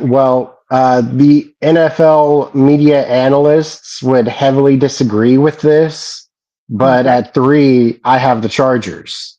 Yeah. Like a Yeah. lot of, pundits, like they're saying like, oh, this is the year that Chargers win the division. It's like, I don't think they even get second this year. Like looking at the moves that the Broncos made in the offseason, looking at the Broncos draft picks, I think the Broncos are going to have their number this year. Yeah. I mean, again, Jim Harbaugh is a phenomenal football coach, and I have a really hard time ever picking against Harbaugh teams because they're solid. Now, his NFL resume isn't quite as impressive as his college resume, so that's a little bit different. But he sure made him look. I mean, I'm not him, but they looked a lot better last year with him around. So, I don't know. I mean, again, they could, if the ball bounces right for them, they could win this division. They could also end up in third place. They're one of those teams that, like, yeah, if something happens to the Chiefs and they have a slightly off season, or Denver doesn't meet the potential that they want, and they Oh play yeah, really well, if Patrick Mahomes gets injured, Chiefs are going way oh down yeah, in the division. no doubt. Or even has an off season for whatever reason. For whatever reason, Well, I Kansas mean, City has a his slightly off last two season. seasons were pretty off seasons. Yeah, but not for him. I'm talking team wise. Like, I'm talking, Oh, which, to fall apart when you're an elite team, the idea that you're going to fall apart is slim to none. I mean, you've got enough stuff there. You're well coached. You're well managed. All those things. Solid from top to bottom organization wise. You're not just going to fall off the map. But I'm just saying, like, if some things balls bounce some other ways, whatever, they could win this division, or they could be in third place, which is a really boomer bust. Because at the same time, I'm looking at SI here. I'm reading here, and SI says they're going to be in third place, but he thinks that they're going to still make the playoffs in third place. So that means he's yep. got three teams from that division making the playoffs. So that would be the Chiefs, the Broncos, and the Chargers. So I mean, that's not they've got the Chiefs and the Broncos, or the Chargers and the Chiefs. I'm sorry, the Chargers and the Broncos both at 10-7 for the season. That's where they've got them, and they got the Chiefs at 11-6. So I mean, that's probably fair. I mean, that's probably so Hmm. that close. Yeah, I mean, a couple balls bounce in division games the other way, and they could switch positions. So Yeah. yeah, I mean, but I think on paper, Chargers probably third place. I mean, Denver has been so bad the last few years, though. Like, I just don't know. Like, I mean, Denver's struggled a lot. So putting the Denver above the Chargers at the moment is, I mean, because on I paper do. they've been I really have good. faith in Sean Payton. I look at that Denver roster as my Yeah, divisional rivals, and that team scares me. yeah, Like, yeah, like that's when I know a team is good. Is I'm scared for my team to face up against them. yeah, yeah. I mean, I think that hasn't necessarily been for the last couple of years. You can tell me as a Chiefs fan, but I feel like the last 3 years or so, the Broncos haven't necessarily been at the top of their game. Oh, So, it's been almost a decade. well, no, as far as the rivalry go, and they've been probably the second best team in that division for a while. But just in general, I mean, it feels like for them, the last few years they've been a little down. Um, but again, and if they Patrick stay down, Surtain, the yeah, number one cornerback in the league. Like, and then they drafted Jade Barron to be on the yeah, opposite end as him. It, like the no-fly zone is back in Denver. yeah, yeah. No, I mean they definitely could end up with the best defensive backfield in the NFL potentially, or at least the two best corners in the NFL. I mean, depending on what Barron ends up looking like. With a rookie, it's always questionable, right, to see what they end up doing. But if he can be Uh, what they expect him to be, um, and if yeah, the rookie offensive weapons like RJ Harvey, like a lot of people are selecting him pretty high in their fantasy boards. right, And yeah, I see why Sean Payton he likes to run the ball. And then you got Pat Bryant, who I believe is a slot wide receiver, which you know hope that works out well for him. Like I look at the team and it's like I'm not exactly seeing where you guys are gonna like do badly. right, yeah. I'm And looking here. They've got the Chargers. Let's see, they've got the Chargers. The Chargers beating Kansas City in week one, SI. Then they've got them losing week 2 and week 3 to the Raiders and Denver, respectively, beating the Giants, beating the Reds, or losing to the Commanders, beating the Dolphins, beating the Colts, losing to Minnesota, beating the Titans, beating the Steelers, beating the Jags, losing or winning splitting the season with the Raiders, beating the Raiders in week 3, losing to Philly in week 14, losing to splitting with Kansas City, losing in week 15, beating Dallas in week 16, beating Houston in week 17, and a loss to Denver, losing twice to Denver this season at the end of the season for 10-7. So, I mean, I don't yeah, know. I I mean, said before, I think Denver has the Chargers number this year. yeah. So, I mean, they got Denver beating them twice in the split with you guys and the Raiders. So, yeah. I mean, yeah. I mean, I think that's fair. Chargers at 3. which means you've got naturally the Broncos at 2 because your Chiefs have to be at 1. So But I think it's going to be really close this year. Like, yeah, I'm expecting Chiefs to be like a 12-13 win team. They said 11. I think it's going to be 12-13. And I think that the Broncos are going to be 10-11. sweet. I guess what happened here? Light went out. I guess. Yeah, no, yeah, they've got them at 11-6. Let's see, I can tell you without making it too crazy, but they've got you guys losing to the Chargers week 1. They got you losing to the Giants in week 3, which is an interesting loss. Oh. Losing to Detroit in week 6, Buffalo in week 9, losing to my Cowboys in week 13. That's interesting. We'll see what that looks like. And then losing to Tennessee, the Titans in week 18 or week 16. I think that's probably because by 16, 17, they've got the division maybe or a playoff spot clinched. And so they'll, I don't know. But it seems weird that they're going to lose to the Giants, which we have as the fourth team in the NFC East, right? And Yeah. and Dallas, who should be down in Tennessee. I mean, Dallas should be a tough game, but Tennessee, I mean, I've got Tennessee higher than a lot of people, but I know that Tennessee has not been predicted to be very good. So I'm very confident we win at least one of those games that you named. yeah, so that puts you at 12-5 or potentially 13-4, right? So I think we have a better chance of winning 15 games than we do of only winning 11. Yeah. Yeah. I'm guessing 12 or 13, but I think that 15 is more likely than 11. Like 12 is my floor. That like bare minimum, I think we win 12, and that's enough to get us the division. Yeah. So let's see. I'm sorry. That was the AFC West. So is that all? No, we still got one We more. got the South. We got the South. So we got NFC South next. I wonder if Anika's going to show up in time for her team. AFC South. NFC South. Let's get it. Number 4. Yeah. I said before that the Giants could go 0-17 with their schedule. Yeah. They would require this team to be able to beat them, but it will be at their home in New Orleans. It is the Saints. Like, yeah. Saints are another team that they're competing to get that number 1 draft pick. Yep. They're definitely going to be the very bottom of this division, and they're going to be competing for one of the worst records in the NFL this year. Unfortunately.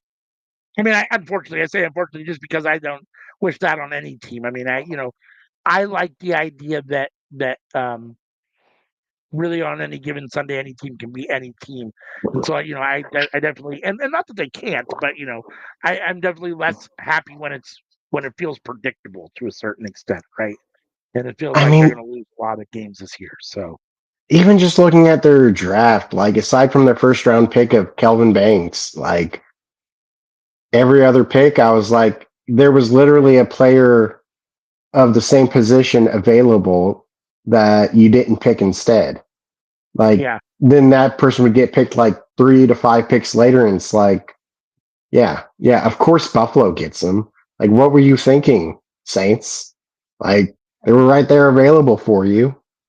Right. Yeah. Yep. No, the Saints are definitely going to be down. I got them at 4 as well in that division. Their quarterback retired, their safety retired. Like, there's two bright sides of the team. Demario Davis, who is old, and Alvin Kamara, who is old. Yeah. No, I mean, I think that's probably true. I think that's probably true, which is why they're going to be at the bottom of the league. Yeah, I mean, SI has them winning 3 games. That's, it'll be interesting to see what they end up. I mean, is the Giants one of those games? Let's see. The 3 games that they have them winning are they have them beating Arizona in week 1, New England in week 6, and Carolina in week 15. So no. This could And very they could, well be a 0-17 team. it could, because they could lose to Arizona for sure. They could definitely lose to New England. Carolina might be their best chance for a win. Well, And I was also thinking the Giants that's a because division. they're facing the Giants at home, Yeah. and there's something about being in the at your home that like teams do better at home. Yeah, no doubt. All right, so you got a 3. At 3, I have the Panthers. Yeah. The From Panthers are good. consecutively. They're gonna be better. Bryce Young like showed out at the end of the year that like he's improving. Mhm. It's just I rate the other two teams higher. Like it just comes down to that. Yeah, I mean, they got the wide receiver that I really wanted the Cowboys to get in T-Mac, so we'll Hmm. see what that looks like. Bryce Young and him, if they can get if they can get some good chemistry going and get on the same page, that could, I was definitely step their offense up a lot. I don't know anything about their coach, Dave Canellis is their new coach. I don't know anything about him, and I guess he's not getting great reviews or great grades from the talking heads that know things. Like it hasn't been mhm. considered maybe the best decision. So, I did not the have them truth. getting a wide receiver in the first round at all. Like that Yeah. surprised me greatly. I thought defense or O line, like there's options for them there, and they went wide receiver, and I was just like, really? Yeah, I mean, it'll be interesting to see, what Canellis can do as a coach and what Bryce Young and Teixeira can do. I think the future looks fairly bright with Bryce Young and T Mac. I mean, they got 2 solid stars on the offensive side of the ball, or I think, solid stars on the offensive side of the ball.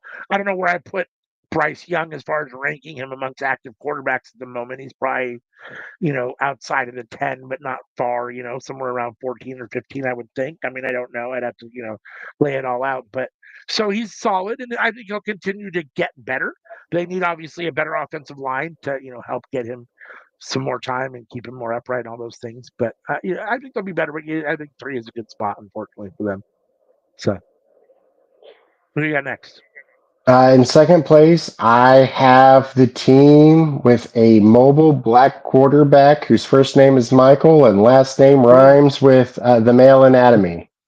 And this time his name isn't Michael Vick. Yeah. It's Michael Penix. Yeah, I mean, when I watched him play for Washington, I thought they called him Penix, but Penix is fine for the sake of this argument. Penix Oh, is is fine. it Penix? I don't know. I'm not sure what it actually is. If I was him, I would pronounce it Penix as opposed to. But again, they both sound like penis, so Yeah. you're kind of screwed either way. Uh, Listen, I got to watch him a lot as a Pac-10 guy, Pac-12 guy over here, Washington guy. So he had a very up and down career. He was very highly touted though coming out of college, and I think he's done okay. I think it's probably been a little underwhelming for what they thought he might be coming out of college, but a lot of quarterbacks suffer, from not being on in the right situation. So I think he's got the skills if they can get him the offensive line help that he probably needs and or that he definitely needs, and some better star. I mean, for a while, Atlanta was a kind of a destination for wide receivers, right? And now it's kind of dropped off a little bit. I'm pretty Hmm. sure they don't have Calvin Ridley anymore either, right? I think Ridley's gone too. So, Yeah, uh, I believe so. The biggest so downside for them last year was their pass rush, right, and yeah. they I mean, drafted 2 first-round pass rushers. So so we'll see. I mean, if those guys can produce, come in and produce, even not as it's starters, but just even at they're all, rookies. They're yeah, for rookies sure. though. So Yeah, it usually that's takes players a year or two to adapt to the NFL level, yeah, and yeah, and that's the reason I have them at 2. yeah, I mean, and edge rushers can be, difficult because offensive linemen are very good. There's a lot of really good offensive linemen, especially on the edges. So trying to make your living on the edge as a rookie can be difficult. So we'll have to see what they can do. But if they can play at all, it should make them better. So no matter what, Good I mean, running back. I like Yeah. their tight end. Their tight end hasn't shown out like they wanted him to, but I like him. Mhm. Their wide receiver one, very solid as well. Yeah. Like it's another team where it's like hard to pinpoint something of like, oh, you guys really need to work on this. And like the only thing I can really say is wide receiver depth. That Yeah. like once you get past the first wide receiver, that like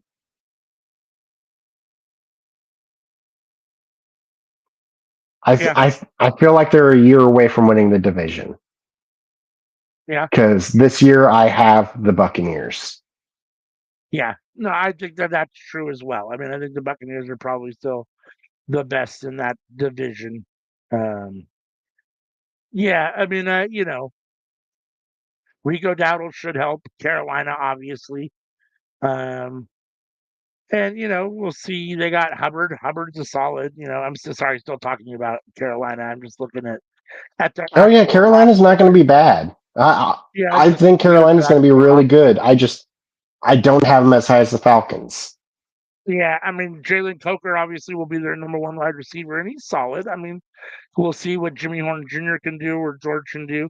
I mean, they got potential, but yeah, I think unfortunately, the third spot is probably right for them as far as where they're going to. Or I'm sorry, the Falcons at number two. Yeah, you're right. I'm going to do the Falcons number two. I will say that the Buccaneers greatly surprised me with their first round draft pick, Emeka Egbuka. But Mm-hmm. after they made it, it made sense to me because I was like, Yeah. they got Mike Evans and Chris Godwin. Why would they draft a wide receiver? And I was like, oh, Mike Evans and Chris Godwin both got hurt the previous season, and they struggled there for a while because they didn't really have anybody else to throw it to. So yeah, Yeah. getting a new wide receiver that also will help you in the future because Mike Evans is what 34 now. Like you're not going to have Mike Evans forever. It's kind Right. of amazing his wheels haven't fallen off already. Yeah. No, I mean, I think that's probably true. He definitely is um older, no doubt. Um And yeah, I mean, I don't know about the wheels falling off already, but he's definitely on the older side, that's for sure. I So mean, yeah, no, most I mean, wide receivers once they hit 32, their wheels fall off. yeah. Um, I like the draft pick. Um, it's going to help a lot for sure. I watched him play several times for over his career at Ohio State, and he's a solid wide receiver, so he's Uh, going to help them. could you pull up their draft picks? Let's see, I can. Buccaneers Uh, draft picks. yep. But 2025 draft. Let's see. Yep. Uh, Egbuka, number one. They got Benjamin Morrison, cornerback, Cornerback. Oregon, number two. Yeah, Jacob good pick. Parrish, Kansas State cornerback. Three, Two David cornerbacks. Walker, defensive end from Michigan. Good spin. Elijah Roberts, defensive end from Miami. And Tez Mm. Johnson, wide receiver from Oregon, who should be solid. So, I mean, both Tez and Ibuka should help for And sure. they I'm much on also Tez. undrafted free agents. I know that they brought in a defensive tackle and a safety as undrafted free agents. So they definitely tackled their defense. The only thing Right. that worries me is you didn't name a linebacker. So No. I think Yeah. linebacker should be the Bucks' weakness. Right. We'll Yep. see how other teams can do with that. But like other than that, like Buccaneers, like that's a hell of a team. Yeah. No, and you're finally getting Baker Mayfield playing the way. Obviously Cleveland hoped he would play, and then I think everyone thought that he would be. He's not great, but he's solid now. He's definitely come into his own. So he's I think and he's a top 10 quarterback, and I don't think he's number 10. yeah, that's spicy. So Mike Evans is currently healthy, but resting for the preseason due to a hamstring injury. So I mean, he's expected to return after the bye week. So I'm kind of that's interesting. So it says he's currently healthy, but he's not going to play till after the bye week because of a hamstring. So either he has a hamstring injury or he's healthy. Which one is it? If he's healthy, he should be playing. If he's got a hamstring injury, then he's going to start He's after the bye. healthy, but they're going to rest him to make sure that he doesn't get injured. Sure. And I was going to He's Godwin's probably future still going to put serious. 1,000 receiving yard season, even though he's Oh not yeah, coming until after the bye week. no doubt. I would imagine so. Yeah. I mean, they like to whatchamacallit. Let's see. So Godwin is currently recovering from dislocated ankle injury. His participation in training camp has been limited. So yeah, it looks like he could be ready to play, but who knows what Godwin's going to play like. So yeah, I mean, picking up the whatchamacallit was Abuka is a big help for them. And you know, if you get Godwin and Evans back and Abuka on the field at the same time, I mean, Baker Mayfield's going to be unstoppable if they can keep him. Obviously, if the offensive line can give him any time, he's going to carve everybody up. So he can throw the football, and those are three extremely talented wide receivers. I mean, all those guys healthy, they could be the best wide receiving core in football. If they get it together. So Yeah. yeah. So no, I definitely agree with you as far as that goes. So we got the Bucks winning that division. So we got the the AFC South is the last division, right? Yep. And Anika never showed up. So, And Anika never made it. She's not even going to chime in to defend her team. So, well, we can just talk as much crap about the Jags as we want then. so who you got it for? Actually, it's not the Jags. At number 4, I think I have the Colts. Really? I think that they have a good O line. I think that they get a good halfback. And any chance that they have at having a good season comes with running the ball a lot. Yeah. Yeah. Um, yeah, I definitely can see that. Um, I man, yeah. I mean, I don't think the Colts are going to be very good. I just don't know if they're going to be. I mean, I had Tennessee. I just don't know who's going to be worse: the Colts, the Jags, or the Titans. I feel like this division kind of has not necessarily the race to be the worst team in the NFL, but kind of a race to be the worst team from that division to a certain extent. I mean, I just don't. I really don't have much good to say about any of these teams. I And don't I either. I mean, Houston's the only one that I think has anything really solid to say, and even them. I think this could be the worst division in football. I feel like if the Raiders were in this division, they might win the division. Yeah, yeah. I mean, that being said, Travis Henry or not Travis Henry, Travis Hunter, and if you can get what I think that Jacksonville fans think he has to offer, and some people think is out there from T Law, from Trevor Lawrence, and potentially they could sneak up and win that division. I mean, the thing is that Oh, oh, that division is really bad. So if anyone plays well, someone's going to sneak in, and anyone can sneak in and win that division. Like so very uh, up in the air. let's talk about the Jags here real quick. Yeah. Uh, Brian Thomas Jr. was one Hmm. of the standout receiver rookies last year. Like he Hmm. was top 3 of the rookie receivers. Right. Like, and he did that with the Jags' backup because Trevor Right. Lawrence was injured. Right. Sure. And now they have Travis Hunter, who, from the sounds of it, is going to be primarily wide receiver for him. Yes. I mean, that's what I'm looking here at the roster. They have him listed there. Yes, as wide receiver. If But I Trevor mean, Lawrence isn't able to ball out this year, yeah. like things look bad for the Jags because Yeah. y'all are paying him a lot of money and you don't have Yeah. a first round pick next year. Yep. Yeah. Yeah. No, I mean, I'm looking at the running back roster. I mean, ATN is nice, but I don't know that he's, I mean, he's their franchise running back. I don't know that he's a franchise running back. And after that, it looks fairly Hank Bigsby. I mean, it looks fairly thin after that. I mean, Nick Didn't they Mullins draft a rookie? They might have, but I'm looking here. Let's see. Mullins? Nick Mullins, the rookie they drafted. Nick Mullins is their backup quarterback. Oh, I don't see Mullins in the running back room now. They got hmm. ATN, a guy named Chutin, Bixby, Tootin', LaQuint Allen Tootin', Jr. facial Tootin'. That's it. Yeah, Bixby Chutin. Okay, so they got him Uh, basically second behind ATN and Tank Bixby at the moment. Who they've got he looks sharing the promising. I starting. like the looks of Tootin'. I think he could be a good running back, Yeah, and he's yeah, learning behind a veteran at first position. So like there's good things to expect from the team, but it really all comes down to Trevor Lawrence and you know the prince that was promised. Like, is the prince really a pauper? That's right. what needs to be answered.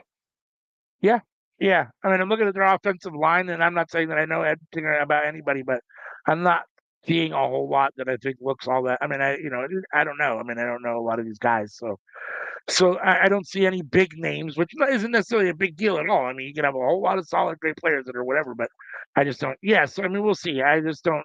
I'm not. I mean, I love Travis Hunter, and I hope that for him that they're better than I think they're going to be, but I have them at 4, and I've got Tennessee at 3. I have Tennessee at 3, Okay. Okay. So you so got we Jacksonville at agree on 4. that. Yeah, we got Tennessee. It's Jacksonville at 4, Tennessee at 3. Oh no, you got the Colts at 4. I'm sorry, you got the Colts at Mhm. 4.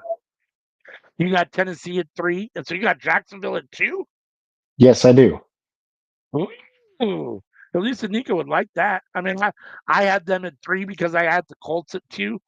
Um, but yeah, I don't know. Colts have a good O line. I like the Colts rookie tight end, and they have a good running back. But outside of those positions, like, what is there really to look forward to seeing on the Colts? I mean, I Like, think the biggest issue for the Colts is probably the quarterback position, right? I mean, they were in that Anthony Richardson experiment, which they've come off of now, and it looks like they're moving to the Daniel Jones experiment.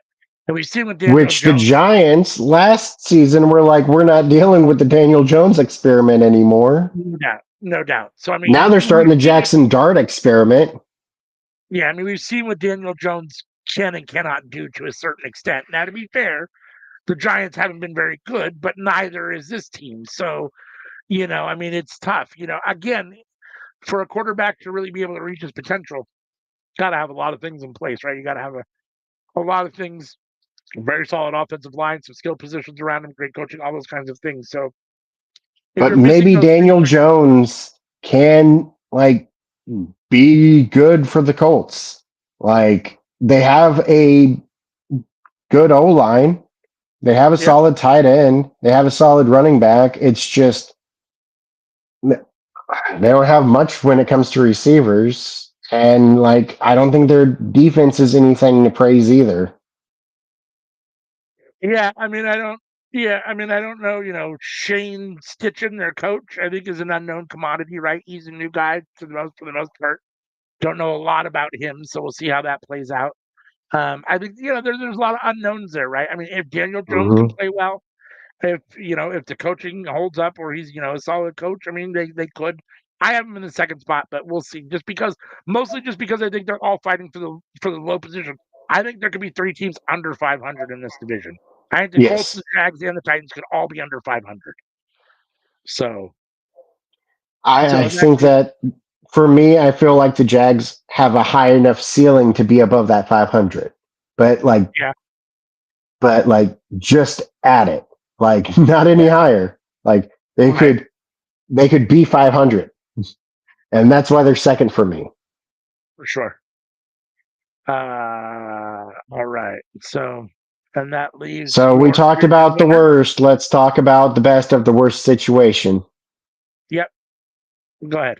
We got the Houston Texans, who had a very interesting draft. I did not hate it, but like, if you want to Google it and like check the names, and it's very interesting. Of like, they're just like, we like this school, we're going to draft people from this school, and we like the name Jalen, so we're going to draft people with the name Jalen.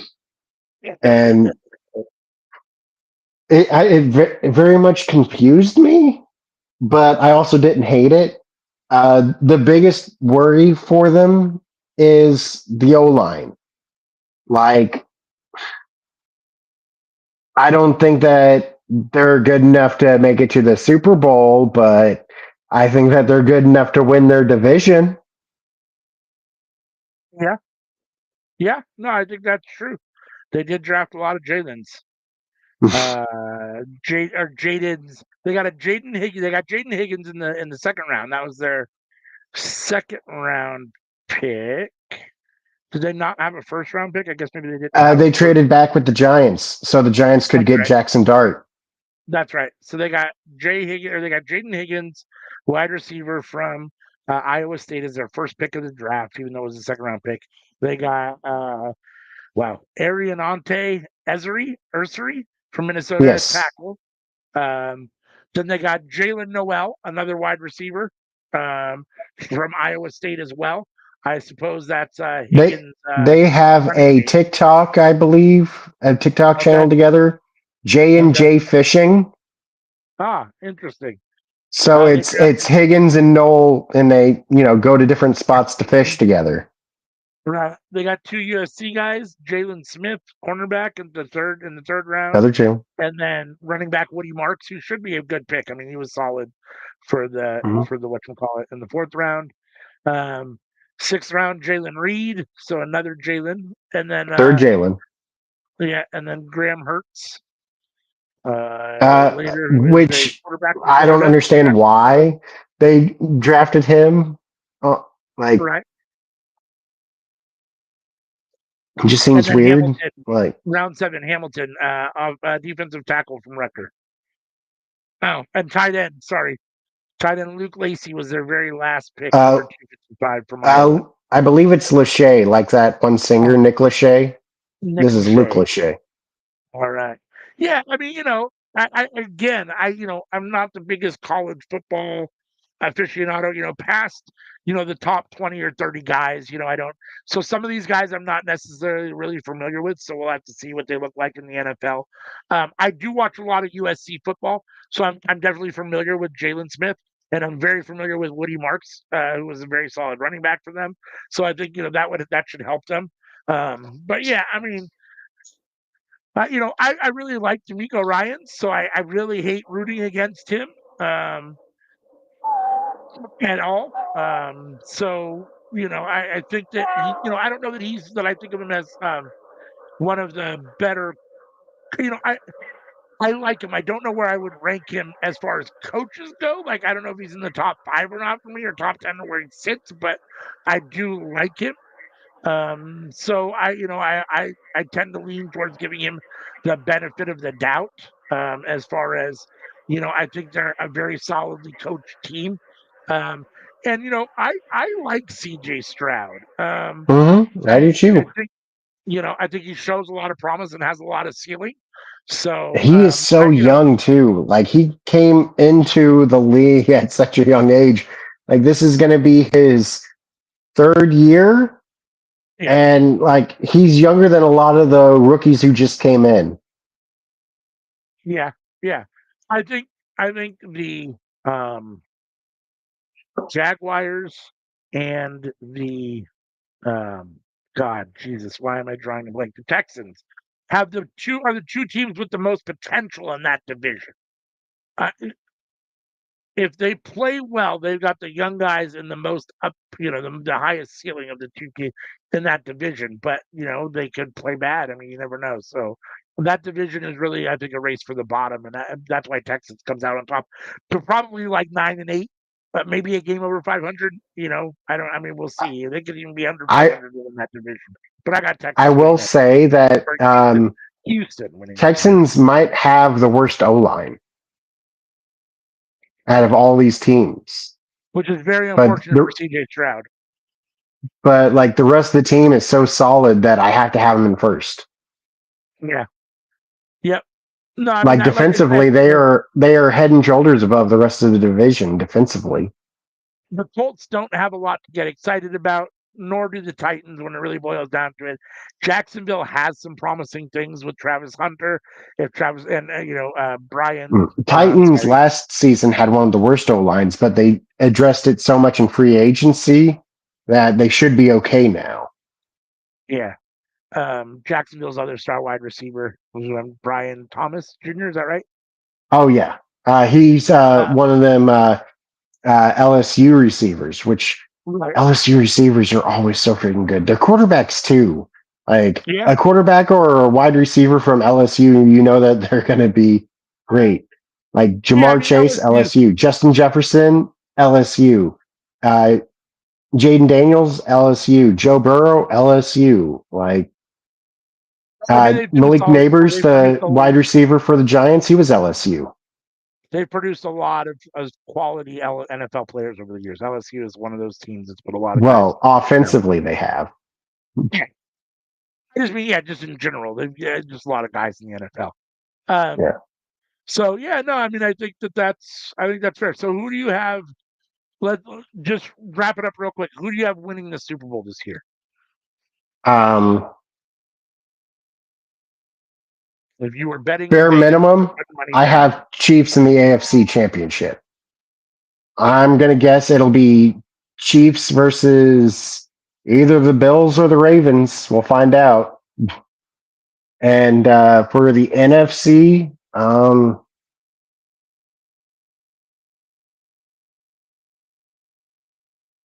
I think I might go Eagles versus Rams. Yeah, I mean, it's hard to argue with the Chiefs at the top or Buffalo being at the top. I mean, I think those teams have been circling the top for a while now. They're probably the two best teams in the AFC, and then Baltimore's right there. Those three teams are competing for the top three teams in the AFC. So they're going to all be there. One of those three teams is going to go to the Super Bowl. I'm confident about that. I, you know, Yes. I, I, I don't. You I feel like like Patrick Mahomes. NFC North will make it to the NFC Championship this year? Probably not. No. I like to think that I like the Chiefs. I'm a big Andy Reid guy. I like Patrick Mahomes. I just, as with any team that has a tremendous success over a period of time, you start to hate them because all they do is win, right? So as a result, I don't. No, your franchise cannot be better than my franchise, and it's already debatable whether they are or not. But you win a couple more Super Bowls, and we're in big trouble. So, I mean, it's as far as debating whose franchises are better. So. Historically, I think that Chiefs are still third in the division historically Yeah. because So Elway won 4 and Manning won 1 for the Broncos, which gives them 5 rings. Chiefs still 4 rings. right. But I think Raiders historically have the most appearances. I think the Raiders have the most appearances, most Super Bowl wins. I'm pretty sure that's still. Uh, it's not. No, that can't be. That's not right. Hold on for a second. Did Tom Brady finally surpass? Did he? Because he ended up with 7. No, hold on. Mm-hmm. Hold on for just 1 second. Tom Brady has more Super Bowl rings than the Patriots. Right. Yeah. No. It's the. So the Steelers and the Patriots both have 6, and the Niners and the Cowboys both have 5. So Kansas City, the Packers, and the Giants Wait. are all at 4. Broncos should have 5. They Oh, got the did they Broncos not at win with 3. Elway? And They got the Broncos oh, at 3. oh, Broncos, Broncos made it to the Super Commanders. Bowl with Elway, but they didn't win all of them. Okay, Yeah. Well, yeah, he definitely he lost to the Niners for sure. okay. So they got the Broncos at 3, the Commanders at 3, and the Raiders at 3. So So Broncos yeah, I mean, lost the 2 in like the 70s, but they won the 2 in the 90s. right. I think that's right. Or they won 2 in the 90s and lost, won in the 70s or 80s or whatever, because they got 3. So I mean, for the longest time, the Niners and the Cowboys had were at the top, right? And then Pittsburgh and New England got theirs recently. They're 6th, they're 5th and 6th and surpassed. So, Mm-hmm. I mean, as a Cowboys fan, that's one of the things we hung our hats on for a long time. We weren't winning, but we still had, the most in the league for a long time, or tied with the Niners for the most in the league for a long time. So, um, I mean, I assume it's going to be either the Chiefs or Baltimore. Yeah, the Chiefs, the Ravens, or the Bills from the AFC. So I had to put money on it. It's probably the Chiefs again.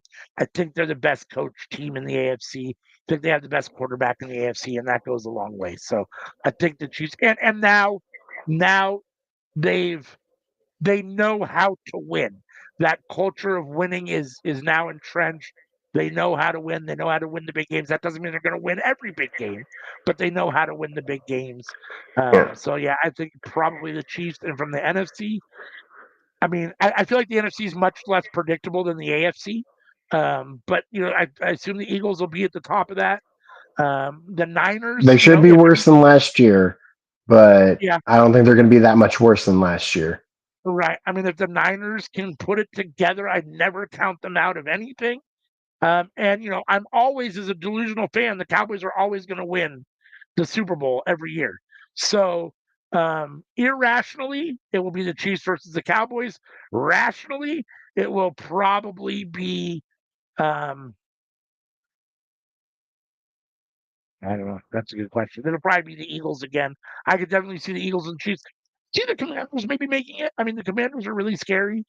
Um, I and mean, as much as I'd kind of hate it, but like if Chiefs were to lose the Super Bowl to the Vikings, like it would be their very first Super Bowl, yeah, and like that'd be such a big thing for them to hang their hats on, especially with their essentially rookie quarterback and JJ McCarthy.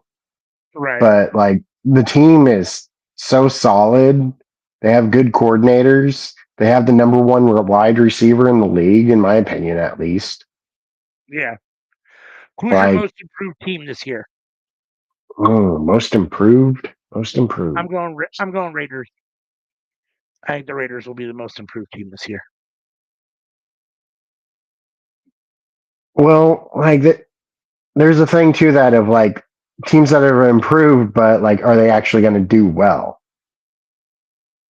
Because Okay, like, the team that's going to have the biggest uptick in finishes. Let's put it that way. Like the biggest change in record going to appear to be you know what I'm saying? Like end I think the the season. Patriots. Okay. So you got the Patriots. I got the Raiders. Who do you think will be the most disappointing team of the season? Like a team that we predicted to be at the top that's going to end up, or the chance has a chance to end up being extremely disappointing. I don't want it to Don't happen, but say it it. could be Don't. the Commanders. Okay, I thought you were going to say Cowboys, fucker. Yeah, no, Oh I no, mean, I expect the Cowboys to be slightly better than the Dolphins. I think we know what the Cowboys are. I think they're going to be solid. I think there's a lot of teams with unknowns, and I think the Commanders are probably one of those teams that could be, fairly unknown because we'll have to see what Jaden Daniels does. Sophomore slump. That the Yeah. people talk about that sophomore slump, and I mean, and I think it's a real thing. I mean, you don't talk about stuff unless it's a real thing. Although, sometimes that can produce it too. But um, let's see, the team that could fall off the most. I'm trying to think here. I think that the team that I think for me personally, the biggest boomer bust team in the league this year is probably the 49ers. After the season they had last year, but with the potential they have, I think they could be 12-5 or could end up with a bad season again and end up, around or under 500. So for me, I think they potentially really could be 12-5 or 5-12. right. So in that regard, I think the sleeper for me might be the Niners as far as they could be the team to fall off if they don't have the right stuff. So I mean, rookie of they, the they year. got they got Kittle and they got Bosa and they got Fred Warner. So And if it's McCaffrey just can stay healthy, I you can mean, have all this. You can have a couple of stars, but like if the rest of the team can't follow suit, it's like because that's yeah, what the Rams have over them is that like the Rams are like solid throughout. Like there's not really any holes in the team aside if Matt Stafford goes down because of his back. In yeah, which case they got who is it? Garoppolo and Stetson Bennett, which from what I hear, they're high on Stetson Bennett in training camp and preseason. That they're like, we like what we see from Stetson Bennett, but can Stetson Bennett get you to the Super Bowl? Is the question there. Right. Yeah. Yeah. I mean, I haven't really seen him play or heard much about him, so I don't really know. I can't really comment on him too much. But um, yeah. Any idea who you got a prediction for rookie of the year? Oh, rookie of the year.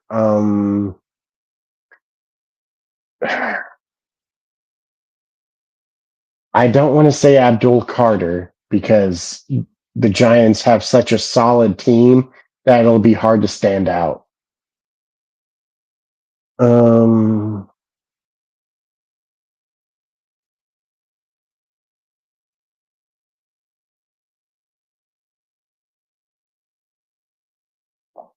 I might go with Matthew Golden Yeah. Wide receiver. for the Green Bay Packers. Yeah. Yeah. Yep. Yeah. I mean, Um, it's gonna. Good. Tell us why. well, I hear that they have a lot of wide receiver issues right now with injuries, which is why I placed him in fourth. But for him, that means more opportunity to shine. Yeah. So, although it might hurt the team, it might help him with his offensive rookie. Yeah. I. Aside from I. him, it's probably Cam Ward because quarterback. Yeah. I mean, I think Cam Ward's a decent, option. Despite where he's playing, I think hands down it's going to be Abdul Carter. I think much like Micah Parsons, I think he is a game changer and a generational type talent.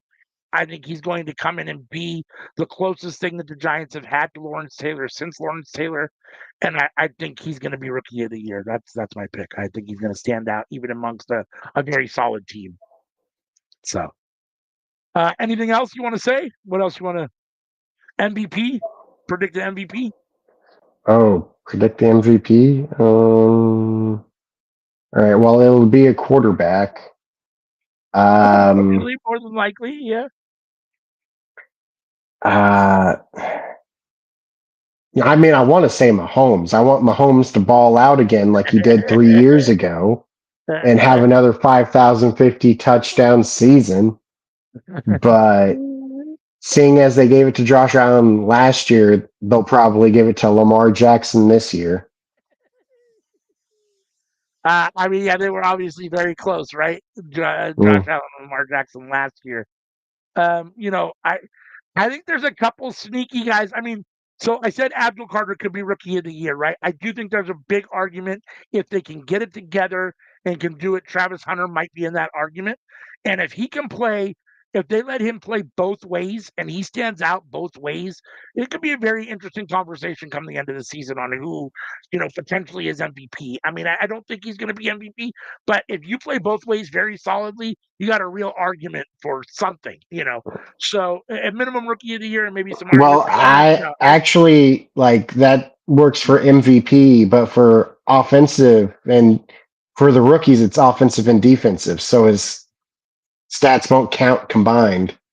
that's true. Uh, This is it'll true. only do that for when he's in MVP voting. And Right.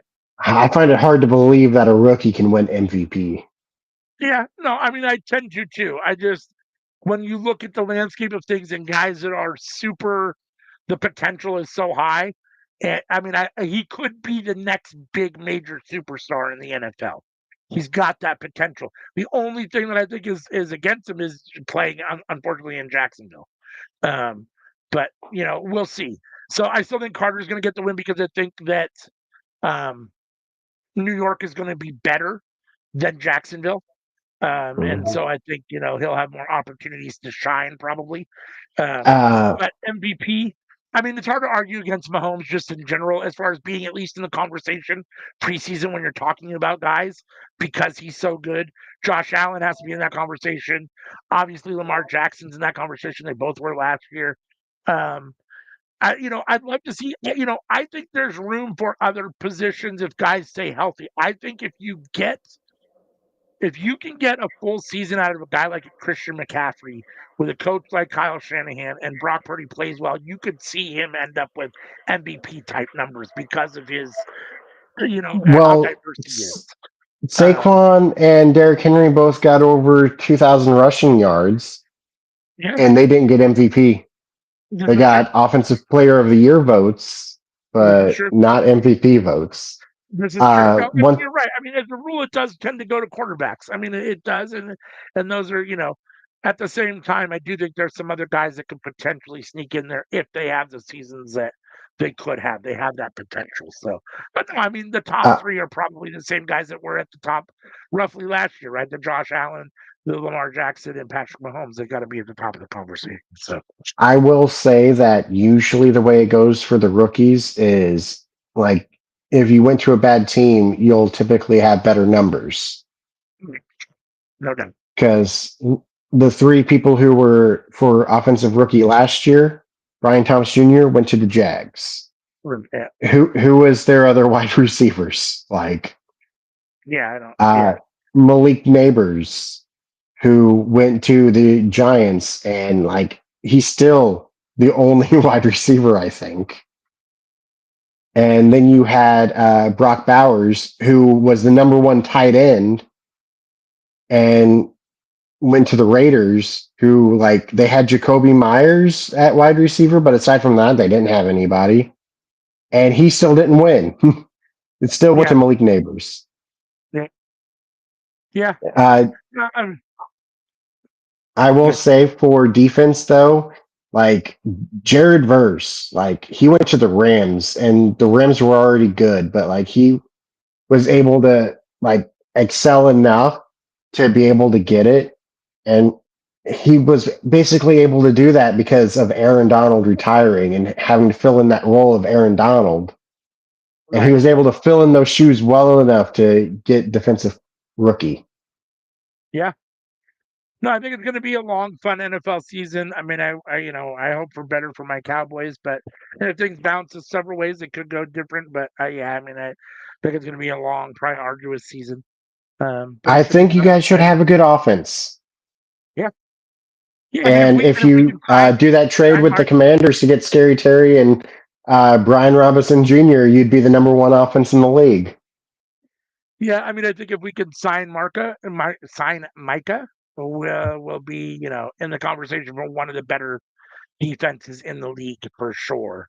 Um, I mean, you so definitely have maybe the best defensive player, but the I mean, rest of that defense has to be able to. there's some other bright spots. I mean, if Deron Bland and if Deron Bland at cornerback can play like he's played in the past, you get Diggs back. Ravel, who they drafted, ends up playing and being healthy, and you get Overland or you get Overland back, Marshawn Overland back at the um, linebacker position. I mean, I think they're okay. I mean, I think they're solid for the most part. Obviously, they have some holes, but we'll just have to see. I mean. And I think your Chiefs are going to be very good again. So, anything else you want to say before we get out of here? It's been about two and a I half mean, my hours. So, Chiefs have me a little worried personally. Like, I don't think our safety's very good, and our run defense in the front is pretty weak.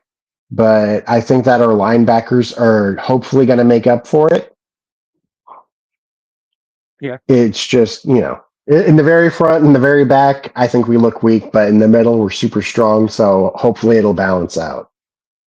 What we should do is run this back after week 17 between the last week of the playoff or the season and the playoffs and see where we were at as far as our picks, as far as All who's going to right. win the division and what's going on. That sounds So, exciting. all right. We'll do a little bit of cleanup and then we'll get out of here. Let you guys have whatever's left of whatever evening there is. It's already 10 o'clock on my side, 12 o'clock on Sammy's side over there. So let's see. Join us every Tuesday night. You're here with us now for the Cookout, where we all come together and talk about what's cooking up in the world of professional wrestling or other things. Sometimes we do one offs. We also have game nights where we do wrestling, trivia, and stuff. Tonight, obviously, we're doing a NFL 2025 season review or season preview, sorry. So hope you enjoyed that.